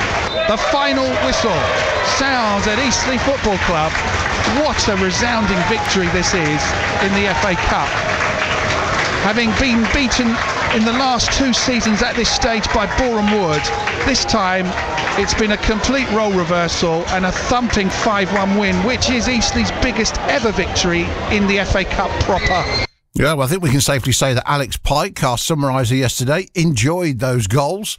He's the commercial director now at Eastleigh, but a great win for Richard Hill's side. Just what Richard Hill needed as well. They'd lost 3 of their last 4 games. So to beat Boreham Wood like that was terrific for Eastleigh. They're in the hat for the second round of the FA Cup draw. Let's see what the Eastleigh manager thought of it. Spitfires boss Richard Hill, I guess you're delighted with the performance and result today. Yeah, the lads did well. They stood up to it. You know, we knew what to expect from Boreham Wood. Disappointed that we conceded so early after going in front, but we knew what to expect. We knew that the ball would be coming raining down our rear holes, and we had to stand up to that, and we had to be strong with that. But the performance on the back of that, when we did have chance to play, we scrapped and we fought, and then on the back of that, when we did have chance to play, we actually played quite well. We actually got some good possession of the football. And, you know, we've worked hard this week. We work hard every week. Sometimes it comes off, sometimes it doesn't. You know? But today it's come off. Chris Maguire was Chris Maguire today. You know, if Chris Maguire wants to play, we play. And you know, a lot of clubs, a lot of teams come and play against us and try and stop him, but they tried to stop him today and they couldn't. Richard Hill there, very happy with Chris Maguire, that's for sure. So a great win for Eastleigh in the FA Cup. It's just gone 1:15. You're listening to BBC Radio Solent Sport on this Sunday at lunchtime. We've been on air since 11 o'clock. We kicked off at 12:15. If you're tuning in late and wondering why have we got football at this time of day, it is because Pompey, of course, are in action in the FA Cup, and they've got some work to do to get back on terms with Chesterfield. Their former manager Paul Cook trying to topple his former club that, of course, sacked him after his spell at Pompey went a little bit sour, and he would no doubt be desperate to win that game. We wait for the teams to come out for the second half, of course. I'll read some of your reaction out in a moment. Before we do that, let me just take you back through some of the highlights at the New Den yesterday, as Southampton also won. I'm not going to put Cherries fans through the ordeal of losing 6-1 at Manchester City. We all know that. But what I will do is play out an interview now from Russell Martin, who I spoke to after Saints had beaten Millwall 1-0 yesterday in stoppage time. Russell, you might think you made hard work of that win, but actually it doesn't matter, does it? Or does it? I think it was a brilliant away performance. Of course it's hard work. You're coming to Millwall away, so never going to be easy. We conceded 1 shot on target all game. First half, a little bit... not enough moments in their final third. Plenty of the ball here, but forced it a little bit and a bit slow, but controlled and didn't give them very much, apart from a couple of set pieces where they looked real threatening. In the second half I thought we were outstanding, really so dominant, played through them, really brave, really aggressive, so much intensity, some big performances. You proper weared them down again. You wore them down. It's not a coincidence. It's not a coincidence. Because the amount of work the players put into them, and Millwall worked so hard, make it so difficult for you. But I think from 60 minutes onwards, they looked tired because the work we put into the legs. We looked stronger and stronger, and then thankfully the subs come on and have an impact for us again, which is outstanding. And I'm really proud of the players. Yeah. I guess what I meant was you wouldn't want to wait till the 93rd minute to score every week the winner, but if you win 1-0. Away from home, lovely. Yeah, and not really hanging on at any point, just really dominant, as I said, and so I'm really proud of the players. I thought it was a really brilliant performance. Ryan Fraser, you were going to start him the other week, but he couldn't because he had a virus. But he's turning into David Fairclough, as us oldies would say, super sub. Yeah, he's. I don't think he'll want that label. He's turned 2 points into 6 for you. He's had a big impact off the bench. He would have been starting had he not got food poisoning, so he's a bit frustrated with that. But. Yeah, I'm really pleased for him and proud of him because he's had a big impact for us, and he's going to be a really important player. He is a really important player for us, and he's going to continue to grow in importance, I think. And now he needs to get back into the team, which is no easy feat. 5th away win in 8 away games. That's good going. Yeah, I'm really pleased with that. I said at the start of the season we want to try and be the team we want to be wherever we go. It's a really tough place to come, and but we were the team we wanted to be, and I think the support was incredible. Absolutely loved that, the atmosphere, the amount that came, drove the team on in the second half, and I think our players really thrived off that, and the environment and the noise, and yeah, we just have to keep growing now. Final question. Do you now, with 7 unbeaten, think you're in your stride as a side, or do you think now we wait to the break and then you come back and then see where things are? I think we still have a lot of growth and a lot of learning to do. Never fully happy, of course, but the togetherness, the belief in what they're doing, the players, the pride in what they're doing, and the intensity and togetherness they're doing it with is really, really brilliant and beautiful to see. So we have to just keep growing that. I think they are playing way more in flow now and instinctive. They're not thinking so much, and that takes work and time. And they're playing together now, like they're looking around, they understand each other's roles, not just their own, and they're helping each other a lot, and we have to continue with that. There's the red half of Hampshire, the manager there, happy after 1-0. We're unhappy with the blue half at the moment because they're trailing 1-0. The players are back out for the second half. Pompey need to turn this cup game around. They trailed Chesterfield 1-0, and I apologise for saying Paul Cook was sacked. I've been chastised on Twitter by Pompey Peanut, Andy Moon. He left. Yeah, he very much left of his own accord. You can read about that and more things, Adam, on the BBC Sport website on the Portsmouth pages. Thank you. There's a nice column on that this week. Anyway, we are almost ready to get this second half underway. Joe Rafferty has been withdrawn and Zach Swanson is the man coming on. So Portsmouth have already made 3 of their 5 changes. We are underway and they trail Chesterfield of the National League by 1-0. And Guy Whitty, what do they need to do better this time around? Just get those chances from, being in decent positions. They will get chances. Chesterfield have got a throw with Mandeville. I'll give you the lineups in full in just a moment. They've worked it to the right wing. Here's Jacobs trying to drive forward, and he cuts inside Sparks, and Jacobs is causing problems here, and Jacobs shoots just over the bar. Bar deflection, and Jacobs close to making it an ex-Pompey boys double on the score sheet. Corner kick. Just sort of ghosted past a couple, doesn't he? He does that, Jacobs. He feints to make you look, or make you think that he's doing something. He does something else. That time bringing inside on his left foot. Shot deflected into the ground and over the bar. Corner kick comes into the Portsmouth penalty area, deep to the far post. Raggett wins that and gets good distance. Chesterfield trying to work it out to the left wing to get the ball back in the box and not doing it with a lot of success so far. And Grimes ends up playing it off the feet of Devlin. And it's a Chesterfield throw midway inside the Pompey half. On the left they lead by 1-0 through Tom Naylor's first half header. As the sun comes out, just shielded by this main stand, so there's a bit of the pitch in shade, most of it in bright sunlight. The attendance 8,377, 1,566 Portsmouth fans in attendance. Ball is back with Grimes, the Chesterfield captain, and he'll go back to Tyra, his goalkeeper, working it out to the right-hand side here. Mandeville has got White closing him down. That's played forward by Chesterfield. It's not great. Pompey weren't exactly sharp to it. And the ball is back with Norris, and he plays it long. Grimes plays that one forward, and Chesterfield win the ball, and Dobra is immediately looking to try and get Horton away down the left-hand side. Lane has followed the run and made a good sliding challenge, and the ball has gone out for a Portsmouth throw. So Chesterfield with Harry Tyra in goal, Liam Mandeville, Ashley Palmer, Jamie Grimes and Brandon Horton. Their back 4, Darren Aldiker and Tom Naylor. The sitting midfielders, Michael Jacobs, Ollie Banks and Armando Dobra, are the 3 behind Will Grigg up front. Ryan Boot, Ryan Colcroft, Miguel Freckleton, James Berry, Jeff King, Raheem Sheffield, Harley Curtis, Mike Jones and Connor Cook are the Chesterfield substitutes. As Mandeville brings it over halfway and goes past Devlin and keeps this good run, which is then stopped by Morrell, and Portsmouth have got it with Devlin. There's not too many options. He looks for Lane, lovely first touch from Lane, and a good second and third to get away from trouble, and now there's a touch for Bishop, and Pompey just inside the Chesterfield half, but nowhere obvious to go, so they will go back. Here's Raggett looking to try and work it over to the right-hand side. Swanson has got the ball, and Swanson will go back in field to Morrell.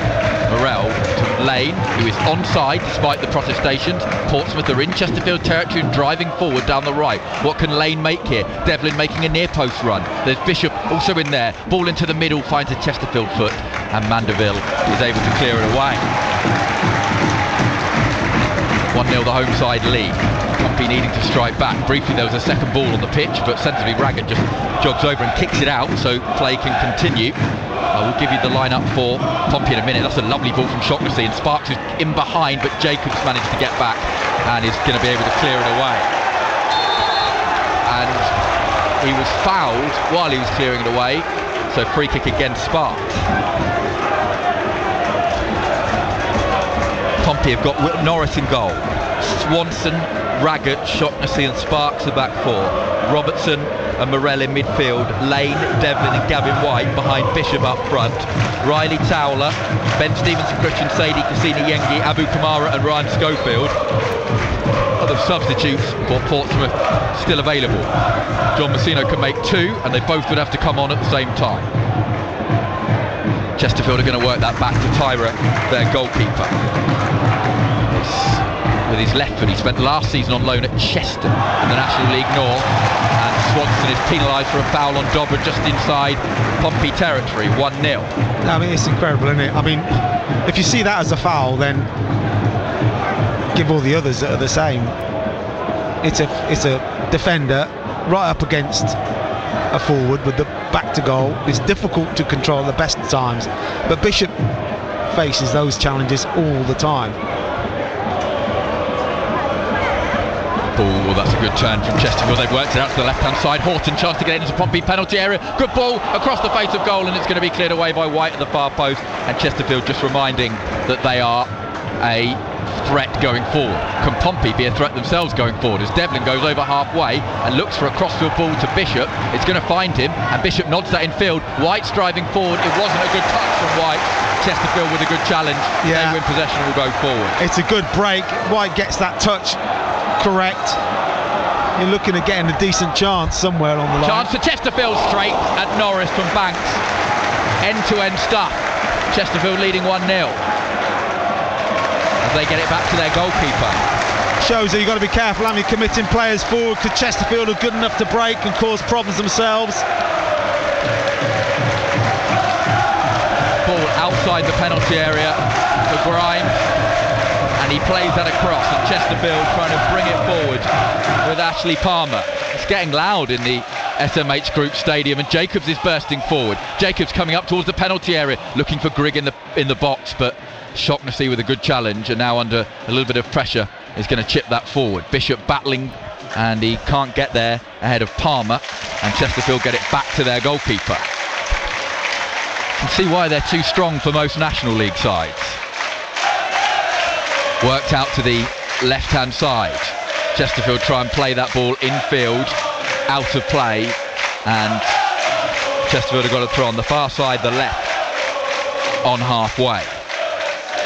Chesterfield 1, Portsmouth 0. BBC Radio Solent Sport. Chesterfield work it across the halfway line. Palmer going down to the right-hand side. Banks infield. Here's Naylor. Sort of hush descends as the ball goes back out to the right. Chesterfield in a good attacking position. Banks just brings it away past White. Chesterfield being patient in their build-up now across into the box. It should be the goalkeepers. Swanson heads it half away, but he doesn't head it behind. Still in the box, and it's half cleared by Portsmouth. Now Robertson heads it away, and still not completely away. Chance for a shot to come in, and the referee is not deceived by Oldacre's dive, and Chesterfield can bring the ball forward. I don't know why he went to the ground there. And it's a free kick to Portsmouth. And that's a yellow card, because that's done deliberately to break the... Bishop's just making that point then. Break away from Portsmouth. It's getting a bit tetchy. Yeah, as it will do. And it's Chesterfield who are leading by 1-0 through Tom Naylor. We're on air after the game through until 3 o'clock to mop things up, to get live reaction, to get your thoughts and figure out what's happened to Portsmouth here today. Who knows, they may still turn it round from here. Ball out on the right hand side. Swanson back in field to Robertson. Nice movement from Robertson. What can he do here? He's dragged to the ground, but the referee said you've gone down too easily there. We play on. Pompey just not getting their decision making right in the final third as Chesterfield bomb forward with Dobra just outside the penalty area, cuts back on his right foot in from that left touchline. Swanson, who is getting back, sticks a foot in, wins possession and finds Lane, who goes back to Morell, and now Pompey can bring it forward. Devlin needs someone to carry this forward. Lane on the right hand side. Bishop saying, look, I don't mind a ball in behind in these situations. Robertson, who's always so tidy with his footwork and movement. Now White looks up and he'll have seen Sparks getting forward, but doesn't play the pass. This is patient from Pompey. Sparks is still there. Now the pass comes. Sparks on the left for Pompey. Cross to come into the box. It's a good one, and it's well headed away by Palmer as Chesterfield can bring it forward. It was a good one if someone's running across the near post, but Bishop stayed in the middle of the goal. Lane was at the back. I just wondered if Swanson had time to look up. Here's Naylor inside his own half for Portsmouth. 9 gone in the second half. Chesterfield still with that 1-0 lead from Naylor's header. Ball turned round the corner and Will Grigg is going to chase it. Shaughnessy will get there ahead of him, and Shaughnessy has got an outball in the form of his goalkeeper Will Norris, who will find Swanson just inside his own penalty area. Now Robertson just outside the box coming forward, still deep in his own half, and Pompey to Swanson, and now it's going back across to Shaughnessy, working it out to the left hand side to Sparks, down the touchline looking for White. Chesterfield win it, and Naylor and Jacobs combine with a 1-2, and Naylor tries to send Mandeville away down the right hand side. It's a good run from Mandeville. He's gone down and he's got a free kick on the edge of the box. He wants a penalty. The referee's saying no, it's just outside the box. I think he's in the, if it's a foul, it's in the box. Well, it did look it, didn't it? Is it a foul? The referee's deemed it is. It's a very dangerous free kick. We've already seen one great delivery. Was there a yellow card for Raggett then? No, I think he's just vanishing spray he pulled out. Morrell having a word with the referee. Raggett pulled out some vanishing spray. Yeah. He was going to book him, but he gave him a little gift of vanishing spray. Sprayed it on himself so the referee couldn't find him to book him. Is that how it works? Right, the free kick, it's just outside the corner of the area. We don't have a replay. I would love to see a replay to see where that was in terms of the box. Free kick is going to come in from Liam Mandeville into the penalty area. They've scored from one set piece, 2 in the wall. Mandeville steps up, whips this one in. Pompey get a head to the ball, and then it fell to a centre half at the far post with a ball that he wasn't going to control, and Pompey have got a throw. They trail 1-0. That time got there first. They got the touch in first, didn't they?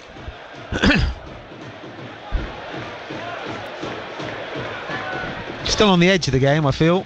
Don't feel anybody's really in control of the game either way. Both teams looking to score. If you wouldn't be shocked if there's a goal in the next 5 minutes, but you wouldn't want to pick which way it's going to go necessarily. That's just the way it's pretty open, pretty attacking, and it's played forward looking towards Bishop, who flicks it on, but nobody's made a run. Belatedly, one comes from Devlin, and Chesterfield get it back to Harry Tyre. That's not a great kick forward, and it's fallen to Naylor, and Pompey have won it 40 yards out. White loses out to Mandeville as he tries to go round him. I don't understand why White has decided to try and go around the outside of him. Keep going through the centre. The fullback's already outside of him. Good run forward for Dobry. He's into the penalty area just outside for Chesterfield, trying to work it over to the right to Mandeville as well forward. Mandeville looking at Jacobs on the overlap, cross in the middle, header from Banks, always going to be tough from there, over the bar. Goal kick Portsmouth. Still Chesterfield 1-up. BBC Radio Solent Sport. Right-footed White, that's obviously why I wanted to try and go back inside, but it was easier for him to go past the defender inside then. Well, Yengi and Sadie have been called back by John Harley. They, I think it's fair to say, are your most likely options. Kamara's there as well.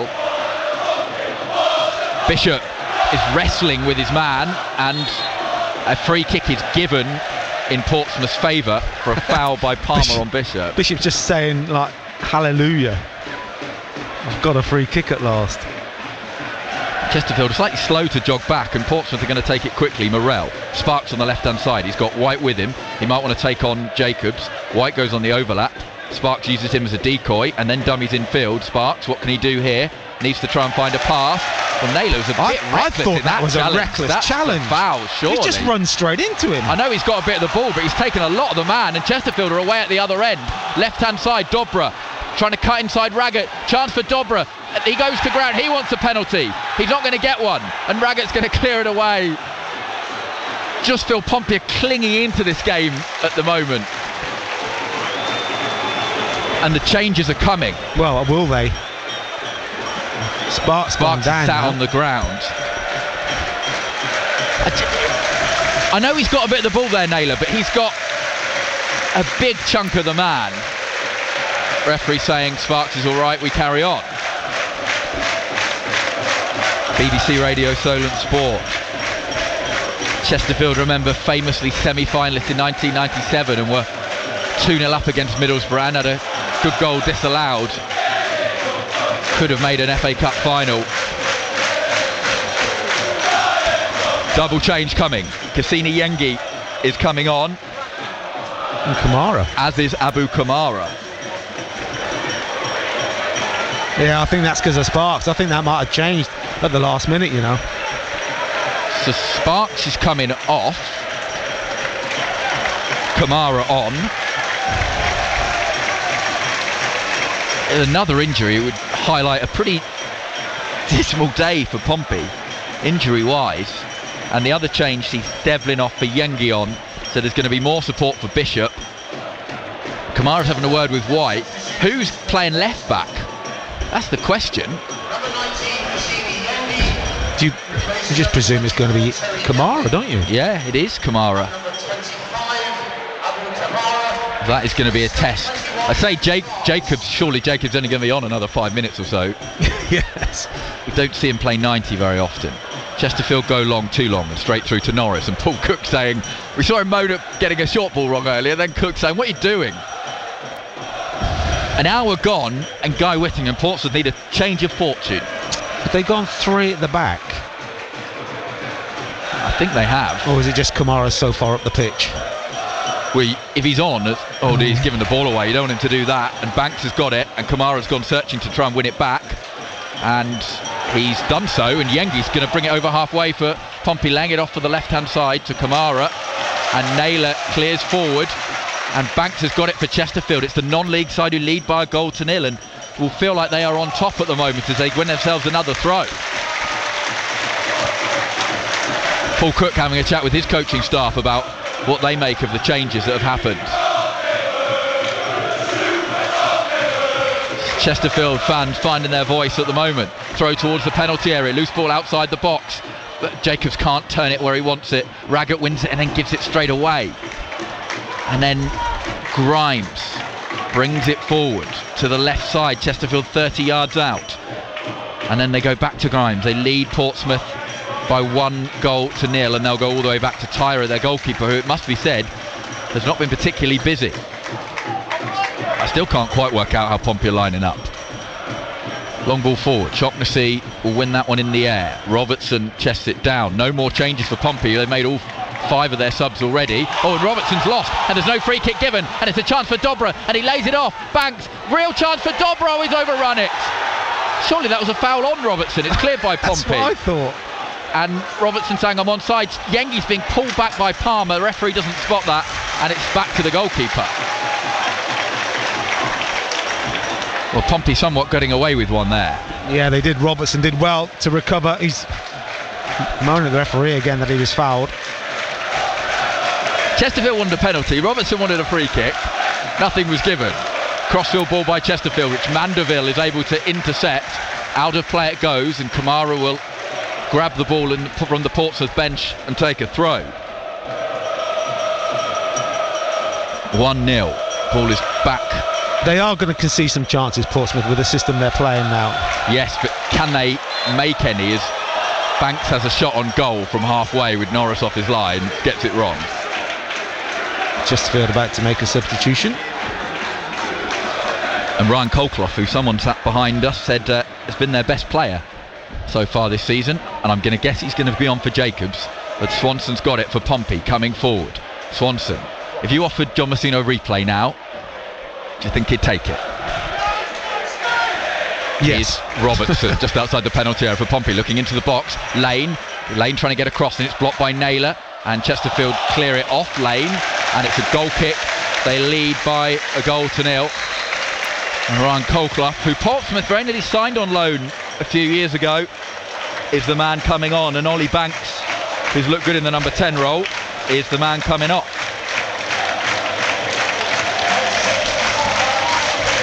And there's warm applause around as Banks heads off. Don't forget, if you missed our sit-down interview with Joe Morrell this week, it's available on BBC Sounds. Fascinating chat about his season so far, the captaincy, discipline. With Banks off, and Ryan Colclough, who's got 5 goals already to his name this season, a former Wigan man who played under Cook there, is on. And he's gone to the left, and Dobra, who's caused lots of trouble, has come on through the middle.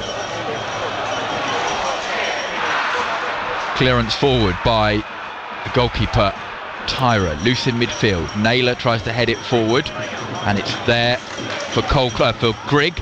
Jacobs tries to go forward, gets away from one challenge. Morrell then puts in a good foot and wins it. Looking for Yengi forward. Yengi flicks it on. Oh, he's pulled back there. Palmer's doing that all the time. Got away with that again. He does it all the time. It's clever.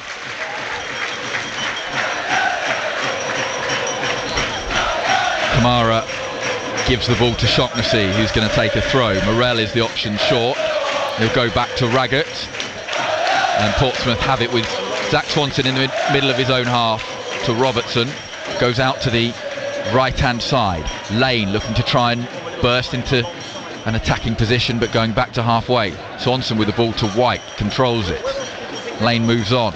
Chesterfield gets set in their defensive position. Here's Robertson over on the right-hand side. White to get across into the middle. It's beyond everyone. Kamara's coming in at the far post. Kamara brings it down, tries to square it back to Bishop. It's loose. Lane looking to try and find an option. It's back out on the right. Another chance to get a cross in. It's another poor cross, and Naylor slices it away. And Pompey again failing with their final balls. Yeah, it's one of the things that stood out for them today, isn't it? Poor final ball or decision. Here's Kamara, cuts away from a couple. Mandeville wins the challenge. Robertson finds himself on the left wing, goes short to Morrell. Swanson saying I want it, and Grigg is back helping out defensively. Raggett bringing it forward, looking to try and force one in, and sliding challenge from Colclough, and Pompey take the throw quickly, and they're in an attacking position on the right. Chance for a cross to come in. It is deflected behind, and that will be Portsmouth's first corner kick of the second half. Whatever's in that book of set pieces, it's time to find a good one. Needs, obviously Sparks not on the pitch now to deliver. So it's Lane to go across to take. Chesterfield lead Portsmouth by a goal to nil. We're almost at the three-quarter mark in the game. Lane puts his right hand in the air. Delivery deep towards the far post. Bishop underneath it. Header won by Naylor, and Dobra takes it away from Robertson. Bishop's going to make sure Pompey keep possession. Morrell's got it. Lane is calling for it on the right wing. He's got White in field if he wants. Lane up against Colclough, cutting back on his left foot. Now the delivery comes in. It's just over the head of Raggett. Nodded down and wide. And what a chance for Kamara. Kamara's chance. It's a good chance. Could he volley it? It was low enough, wasn't it? Just tried to steer it into the corner. Didn't get enough contact on the ball. Best chance of the second half. Portsmouth heading out to the FA Cup unless they can find at least one goal here at Chesterfield. They trail by a goal to nil, and facing defeat to non-league opposition for just the second time in their history. 1,500 Portsmouth supporters trying to suck that ball into the net like Fratton End does. Now here's Robertson driving forward for Portsmouth, looking to the left hand side to Kamara. Kamara against Mandeville again, and Mandeville again gets the better of him. Morrell slides in, gets there ahead of Jacobs, wanted that a bit more, and Kamara's going to make a run down the left hand side. Morrell looking for him. Kamara's going to get on the ball and ensure his side at least win a throw. He just shows a little bit too much to opposition, doesn't he, when he takes them on like that?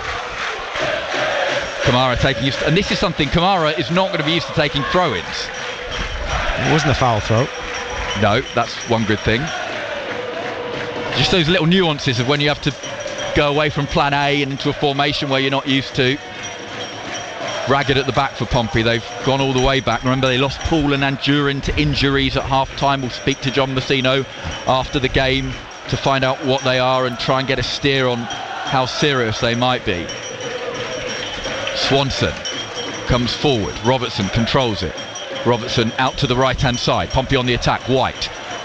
Oh, looking for Lane, and Lane had stopped his run. They're not on the same page, and it's out for a throw.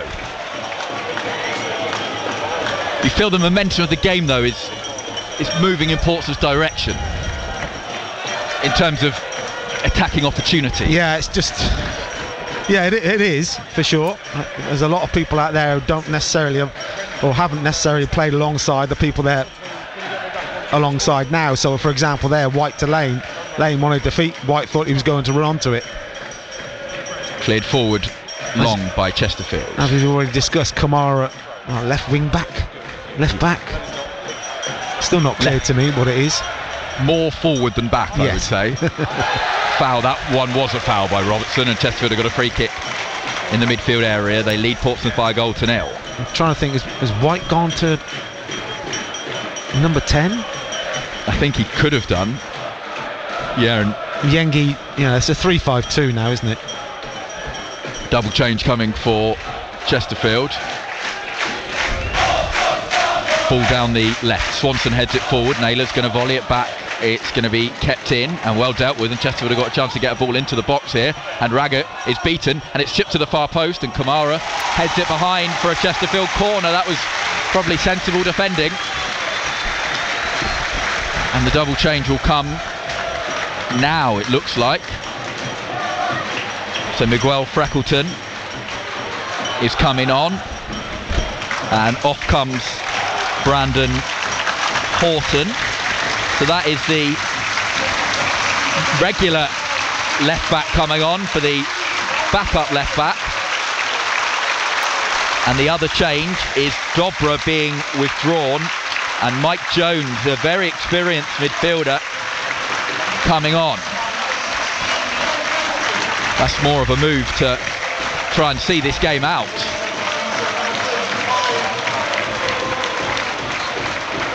Corner's going to come into the penalty area for Chesterfield to the near post. Pompey win a header. Chesterfield with a chance to get the ball back towards the box, and Morrell wins a header, and Bishop then clears it long. That is just about going to go all the way through to Tyra, the goalkeeper, and White comes to chase him and then picks the ball up once more, and just looking around, and he's not going to rush, and Bishop saying how long's he got. 19 minutes are left. Portsmouth trail by a goal to 0. Drop kick forward. Shaughnessy wins a header for Portsmouth up towards the left hand side. Kamara can't get there. Morrell up in the air, and Chesterfield have got it through Jacobs on the right hand side. That came off Shaughnessy, and Chesterfield have got a throw. They're happy to slow it down every opportunity they get. It is they who lead by 1 goal to 0 through Naylor's first half header. At the moment, that is enough to put them in the draw for the second round. In the centre circle, here's Jamie Grimes, who went to the FA Vase and Trophy, or the FA Trophy final with Hereford. That's reckless from Naylor. That's got to be a yellow card. It's more than reckless, that. He went in to hurt somebody there, I think. That's just swinging a leg. Not sure about that one. Is that Morrell on the floor? Morrell is on the floor. It looks like he's going to be okay. Naylor's got away with a couple of challenges today. Not going to get away with that one. Whole-hearted midfielder. For free kick to Portsmouth inside their own half. There will be 1 or 2 more opportunities, at least you'd hope. But can Pompey make the most of them? They haven't made good decisions in the final third by and large so far. Robertson with a nice driving run forward for Portsmouth to the right wing. It's played back infield. Here's Morrell 40 yards out into the box looking for Bishop. Bishop trying to find Yengi, can't do so. Loose ball. Mandeville loses out to Kamara, and then Kamara finds Yengi on the left wing. Yengi trying to get away from his man and then runs into Palmer, and Palmer gets enough of the ball, and Jacobs will be able to bring it away for Chesterfield. Play is spread over towards that left hand side. Clough is there, and he's turning Lane inside out, and he keeps the ball. Yengi's going to have to come and chase Mandeville on this right-hand side. Mandeville coming forward over halfway, looking down the channel for Griggs' run. Shaughnessy is there, and Shaughnessy clears down the touchline, but Chesterfield will be able to pick it up again, and they'll go back to their goalkeeper Tyra. They lead 1-0 with 17 minutes remaining. Grimes, the captain, looking into midfield, and there was Oldacre. Oh, and Portsmouth might be able to win this back here. Grimes had to come across and just hammer it forward in a pressure situation. Here's Morell in midfield. 73 minutes into the game, and Pompey pressing really well from the front. Here's Kamara. He's not had much joy against Mandeville so far. Remembers to take the ball with him and gets round Mandeville easily this time and gets across into the middle, and Naylor gets back and does the defending and is going to be able to get the ball away. Kamara had run so far, he'd gone beyond the goal and needed to turn back and look where he was. Raggett just gave Grigg a little nudge there. Oh, and Shaughnessy gives the ball back to Oldacre, and Chesterfield on the attack here. Clough, danger for Pompey. Clough, left-footed shot, wide of the goal. Few people thought it was in. Yeah, sloppy from Portsmouth. Should have done a lot better in possession there. Gave it away far too easily. Wasn't under much pressure. Don't forget, we're on air at 6 o'clock on Tuesday night ahead of a 7 o'clock kickoff against Leyton Orient, and then next Saturday, big game against Charlton in League One, 2 o'clock on BBC Radio Solent Sport. Join us live for those games and every Pompey game. Chip forward to Yengi, holds off a couple of challenges, worked out to Morell on that right-hand side. Pompey are driving forward. Morell. Can Lane get a ball in the middle? He skipped away. Bishop trying for the near post. Bishop, oh, he tried to lay it back to someone and he only found a Chesterfield player, and now they'll bring it away. It's just how things are going. Yeah, just tried to flick it back, didn't he, to Robertson. Chesterfield coming forward down the left-hand side. Clough, who just had a great opportunity there, and a second goal you think puts this game beyond Portsmouth. He's now taking on Raggett round that left-hand side, cutting back. Challenge from Morell. Clough goes down, referee says that's fine, and Portsmouth through Swanson find a way to try and build from the back. Morell looking forward to Lane on halfway. It's all quite tight in that midfield area. Robertson's pulled to the ground by Jacobs, and it's a free kick which Morell wants to take quickly and does, and finds Shaughnessy out to the left-hand side. Here's Abu Kamara, got past Mandeville very easily last time. Will he try the same way again? He does. For me, he's just got to put, there was what, 30-40 yards to push it into?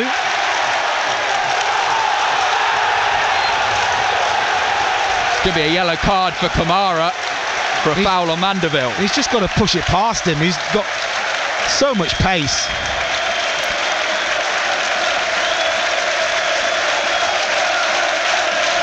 And a moment like that just lifts the crowd around us. And Mandeville's told by Cook to get away from that ball, let the goalkeeper take it. Chesterfield lead by a goal to 0, and they're 13.5 minutes and stoppage time away from knocking Portsmouth out of the FA Cup. Tyra is taking his time and will launch it forward. Shaughnessy with a header, and Kamara hooks it forward. Bishop will chase. It's dealt with by Palmer. Won 2 promotions with Stockport. Here's Jacobs coming down the right wing for Chesterfield to the dead ball line, trying to turn Morell one way and the other. Cross to the near post. Raggett's touch wasn't the best, but Portsmouth win the ball back, and now Robertson looks forward towards Bishop. Easy for Palmer though to win that header, and Chesterfield have got plenty of options, and Mandeville is going to play that forward as Jones, who's a very accomplished player on the ball, just goes to Grimes, and Chesterfield just trying to make Portsmouth run a bit there, and they've given the ball away, and Clough's frustrated, and Bishop is saying come on, hit me. Swanson coming down that right hand side. He finds Robertson. Oh, who was that to? Swanson manages to retrieve it, and now Kamara again against Mandeville on this left wing. He doesn't want to take him on again. It's clear he's got him for pace. Just push it past him. Morell on halfway. It's the home fans making the noise. Yengi. Oh, he's given it straight away, and luckily he's been gifted it straight back by Freckleton, and the Australian comes forward. He's 40 yards out for Pompey. Yengi tries a shot, I think, it's easy for the goalkeeper to say. Optimistic from there, 1-0 Chesterfield. Yeah, just showing that bit of inexperience, really, isn't he, Yengi? Shooting from that distance and that angle.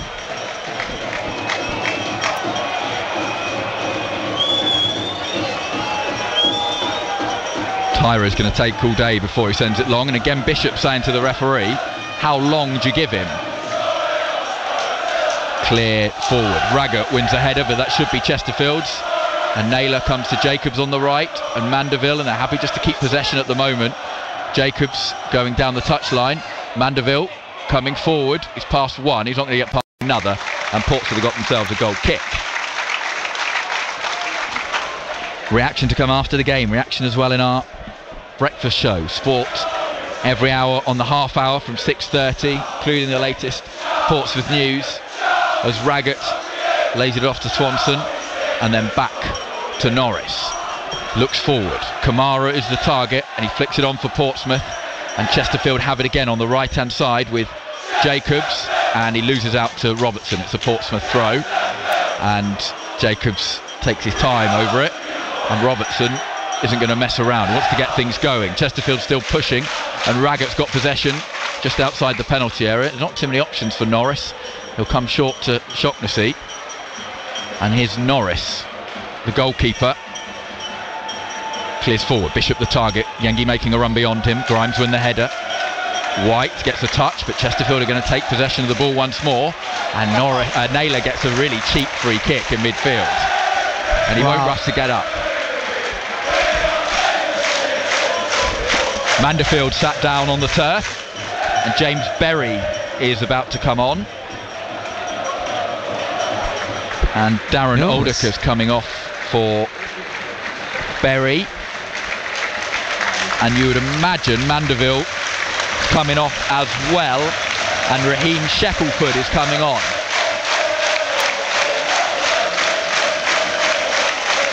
Well, Mandeville done a good job against Kamara, another fullback for him to try. Raheem Shackelford is coming on. Players had hamstring issues in the past, so a slight change of formation. No, he is coming on at right back. Chesterfield throw, just wasting a bit more time. There'll be a chunk of additional time as Portsmouth try and avoid an FA Cup defeat here in North Derbyshire. 1-0 is the lead. Chesterfield are going to pick it up at the back with Palmer, who gets that ball back to his goalkeeper, and Tyra quickly sends it out to Shackelford, and Lane was thinking I'm going to steal it there and couldn't, and that allows Shackelford past and forward, and that's a terrible ball, and Portsmouth have got themselves a throw. Well, we said before the game, didn't we, there'd be goals. There's not been as many as we thought there was going to be. It's just been one singular, and it's been scored by Chesterfield. From a set play, nothing from open play. No. Here's Raggett.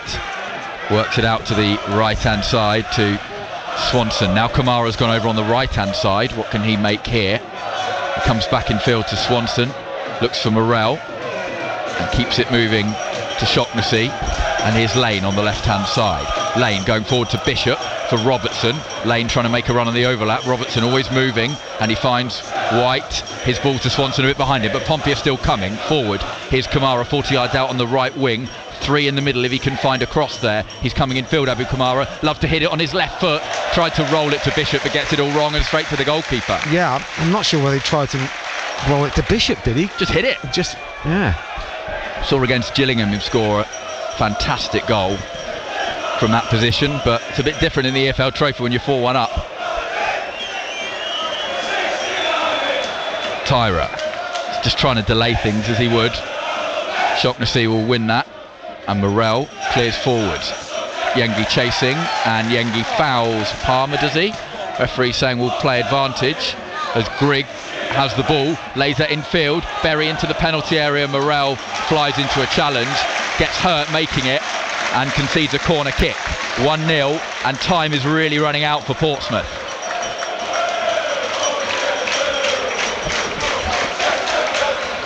Can they get one decision right going forward? That's the question. That's been the story of the afternoon, really, hasn't it? Nothing really's gone right for them in those areas just to create a good chance. Corner kick comes in for Chesterfield. Pompey win the first header. Chesterfield will pick up possession though on the halfway line. Laid off to Freckleton on the left. He's on loan from Sheffield Wednesday. Gets the ball back from Jones. And now a chance for Freckleton to send the ball in the box. There's a lot of players in there. And Raggett heads it half away. Morrell says, come on, we need to push on and try and win this back. Here's the ball through Shackelford on the right-hand side. Just plays it forward to Naylor. Right wing position. Naylor. And that hits the feet of the defender. And Portsmouth should be able to bring it away.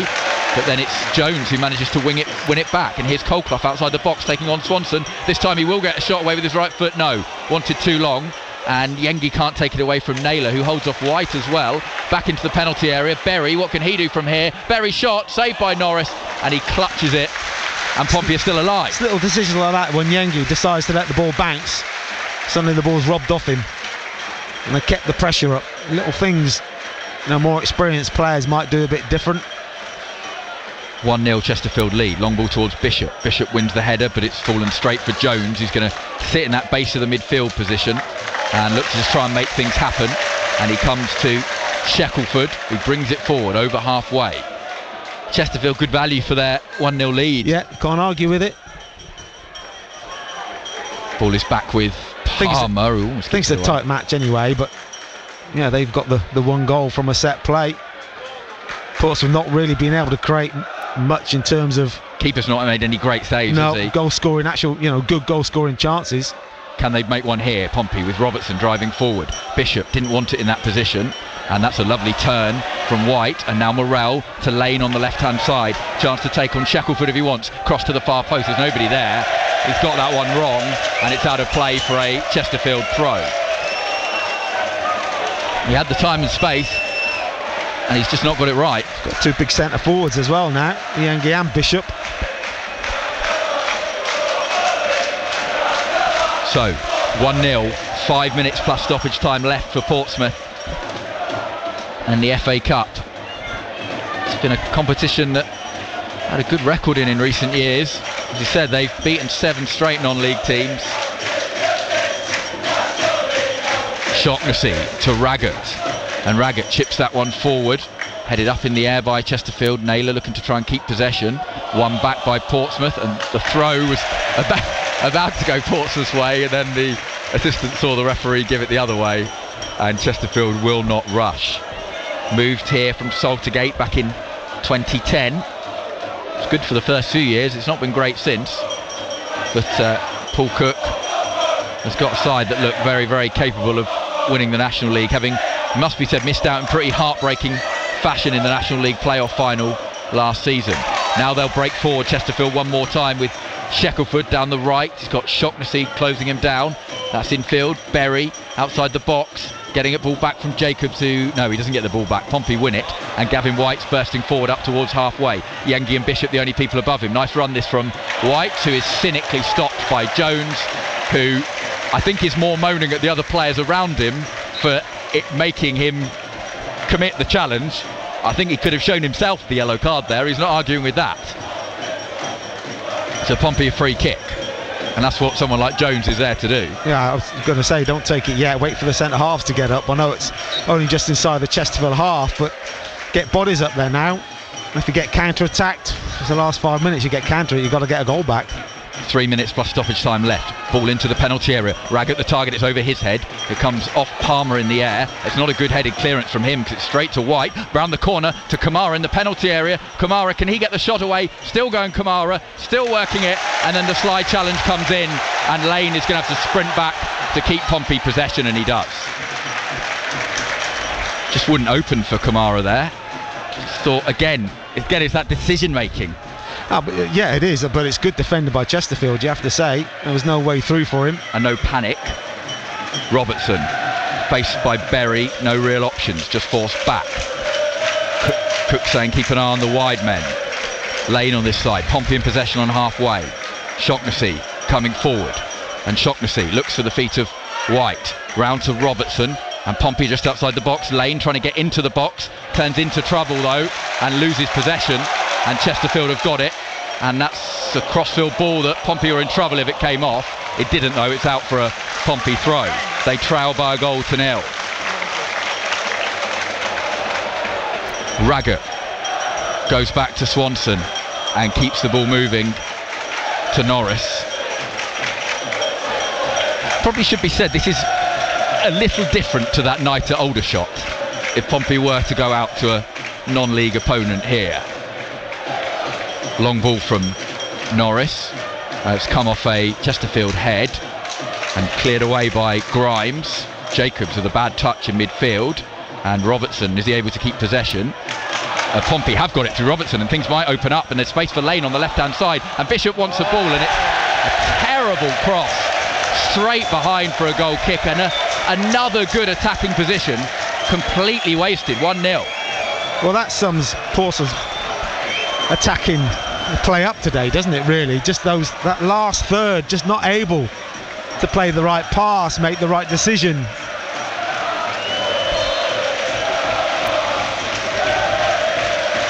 You could chip it, you can drill it low. You could tell what he's trying to do, wouldn't he? Just whip it right across. Just got that 6-yard box. Paul Cook's telling his goalkeeper to take longer and longer over the goal kick. 1-0 is the Chesterfield lead. There is still hope, but it's fading as Yengi trying to get the better of Palmer. A bit of a wrestling match. Oh, and the free kick goes Chesterfield's way. How does he give that one way or the other? That is incredible. Joe Morrell saying exactly the same thing there. That's just two players wrestling, and Yengi came out of it stronger. And they'll waste a bit more time. Paul Cook won't forget this one against his former club. 1-0, and we're about to find out how much added time there will be, and it's 5 minutes, and Portsmouth need a goal in the next 5 minutes or they are out. Long ball forward, Shaughnessy heads up in the air. Pompey are at the wrong end of the pitch as Robertson's header finds Jones, who just flicks that one forward into a dangerous area.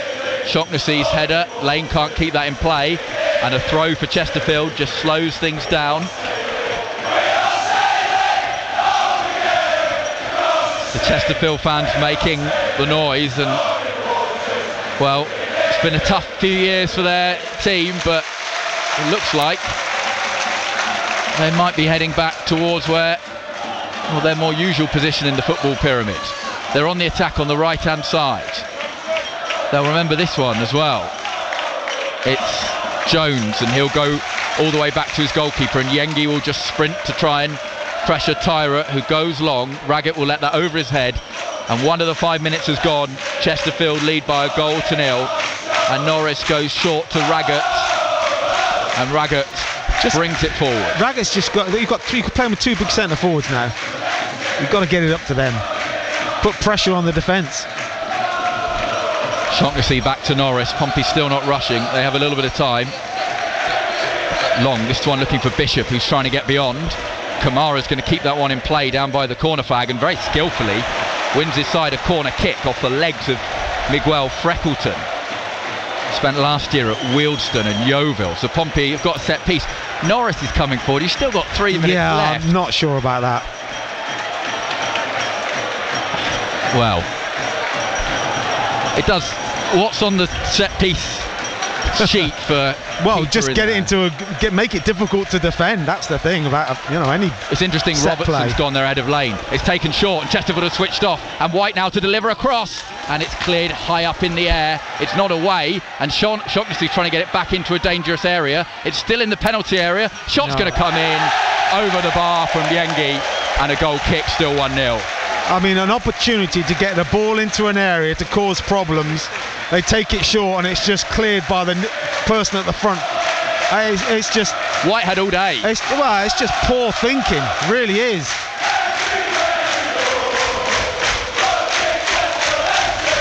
Some of the Pompey flags are being folded up down in the front row.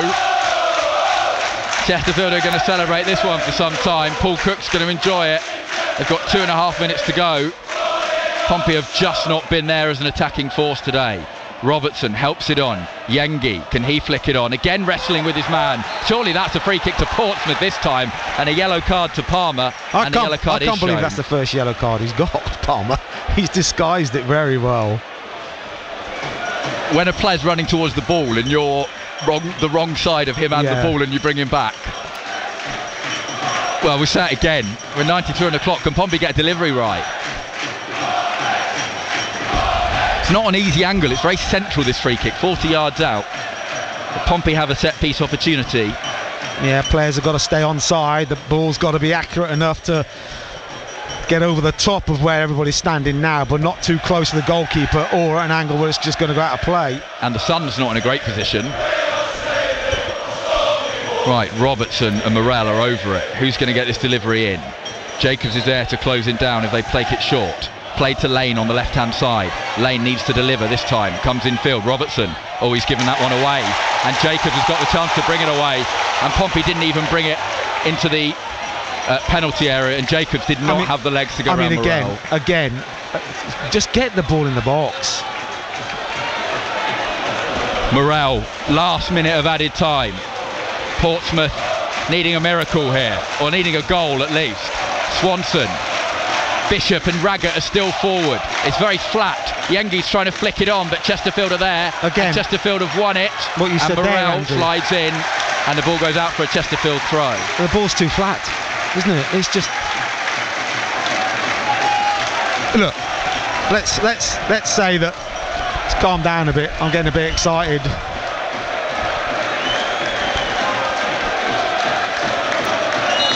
Chesterfield have played well.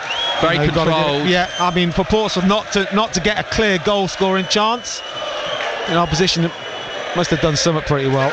And they've got another throw, and that will just about be it, because they're going to take as long as they want over this throw. And Paul Cook gives a punch in the air to the crowd. The whistle is going to come when the ball comes into play, and Chesterfield have knocked Portsmouth out of the FA Cup for just the second time in Portsmouth's history. They've been beaten by a non-league side in the FA Cup. 1-0, a familiar face, Tom Naylor scoring the only goal of the game. And Portsmouth FA Cup run is over 90 minutes after it started. Guy Whittingham. Yeah, and they deserve it. I think, you know, they've stopped Portsmouth from playing the way they want to play, and got into their heads about certain stuff, and Portsmouth just haven't had the quality in the final third today. I mean, yeah, there's that, and there's also the fact that a couple of injuries, and that's more concerning to me, because, you know, you can't afford to drop off in league form. So, you know, let's hope these injuries are okay. Yeah, we will find out after the game as the Pompey players go to applaud the Portsmouth fans. Regan Poole is walking, but he's hobbling quite significantly. All I'd say with knee injuries is I've learned not to. You don't really know. Well, if it was a real concern, he would be non-weight bearing already. Yes. He is applauding the Pompey fans. 1,500 of them up. We had a pretty early alarm clock to make it up to North Derbyshire, and on the way home they'll probably be wishing they may not have bothered, because it has been a forgettable afternoon for Portsmouth at Chesterfield. Portsmouth are out of the FA Cup in the first round. For first time in quite some time they've lost in the first round. In fact, I think it was Paul Cook, the last manager to do so. But ultimately they've just had a day when things haven't gone wrong, and I think what's going to stick with me, Guy, is the poor decision making in the final third. You get set piece goals scored against you. Yeah. Chesterfield are a decent team, but it's not the fact the ball's not gone in, but yeah, had Tyra made 5 great saves and you hit the post, you'd say, okay, it's not our day.